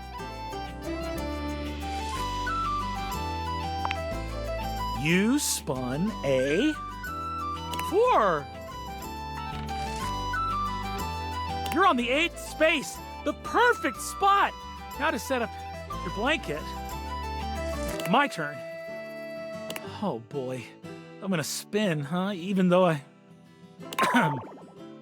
I spun a, I can't spin this. Not while I'm dressed this way. I'm gonna put on my clothes again, and it'll be your turn next.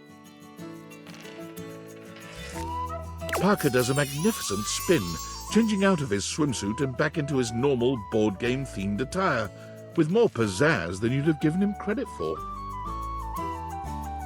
It's your turn. What will you do?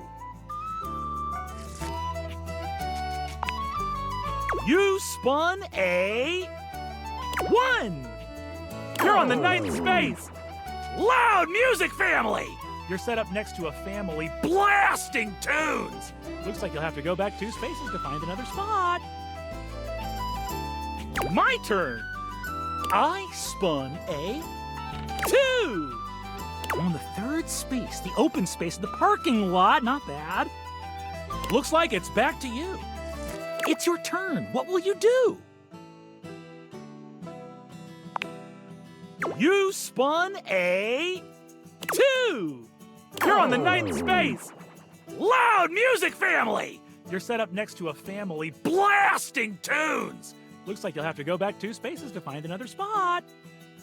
My turn. I spun a 2. I'm on the 5th space. Hot sand. The intense heat on the soles of my feet caused me to run forward 3 spaces. Looks like it's back to you. It's your turn. What will you do? You spun a 4. You're on the 11th space. Notifications off. You're almost to a perfect sandy holiday. My turn. I spun a 2. On the 10th space. Big bad sun. I didn't bring sunscreen out of the car, so I'll have to go all the way back to space 4. Oh, dear. Looks like it's back to you. It's your turn. What will you do? You spun a 3. You made it to the Sandy Kingdom. You win! I tried my best, but you were simply a better beachgoer.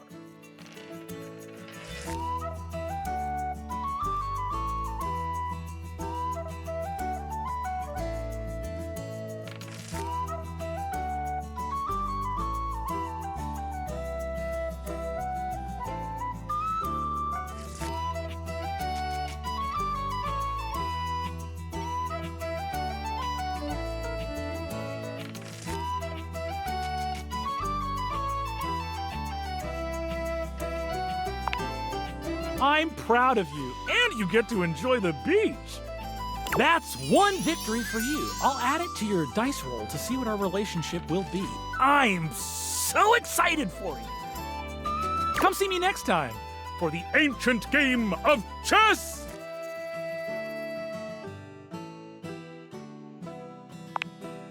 You've heard of it. Excellent.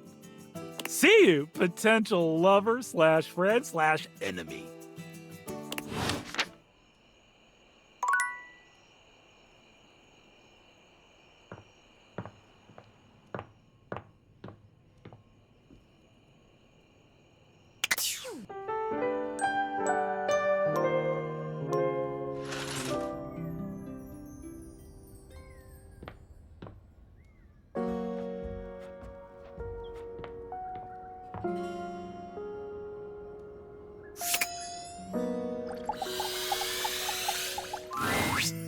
Hey, look who's here. Mateo's inanimal friends greet you with joyful barks and wagging tails. We've been waiting for you.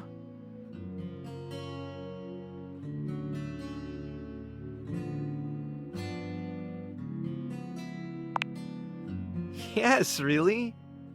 You act like you've never had someone be excited to see you before.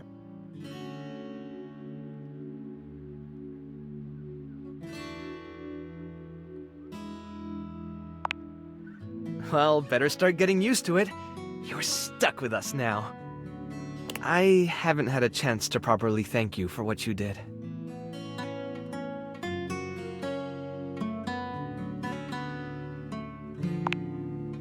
No, really. You don't know what it means to have all of us back together again. I've been carrying around so much guilt over what happened with Stitch for such a long time. Losing her was like losing a piece of myself. Well, I did lose myself for a while. I just felt like such a failure. I let her down. And I knew no matter how many inanimals I saved, it wouldn't bring her back. I guess I just hoped in some way that I could make it up to her. You know, by making sure none of them were forgotten. Making sure she wasn't forgotten. But then Davy went missing, and I thought it was happening all over again. I was trying so hard to keep it together for them, but honestly, if it wasn't for you, I don't know if I could have gotten through this.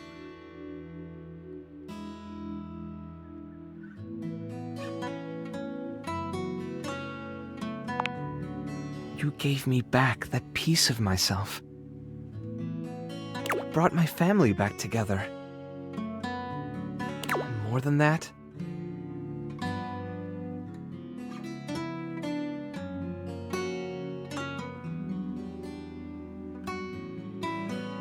when I saw you walking up with Davy and Stitch, I realized that you'd become just as much a part of what makes this place so special to me.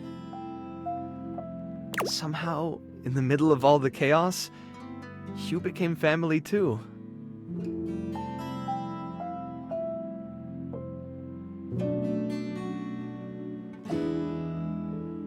It wouldn't be the same without you, and I don't want to go back to missing a piece of myself again. I'm rambling again, I'm sorry. This isn't going as smoothly as I hoped. It was a lot easier when I was just practicing with the inanimals.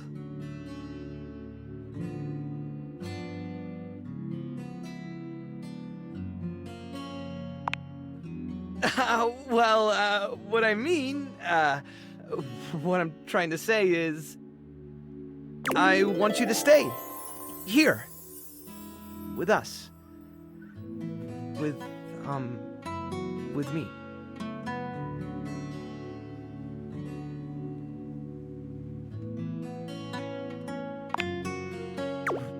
Really? I think they all feel the same. And so do I.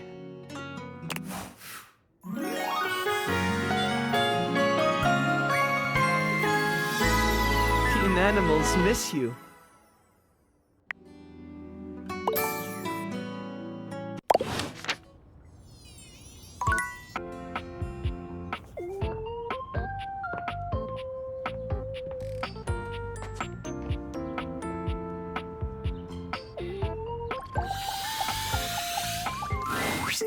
Why, if it isn't my darling, what an outpouring of joy it brings me to see you again.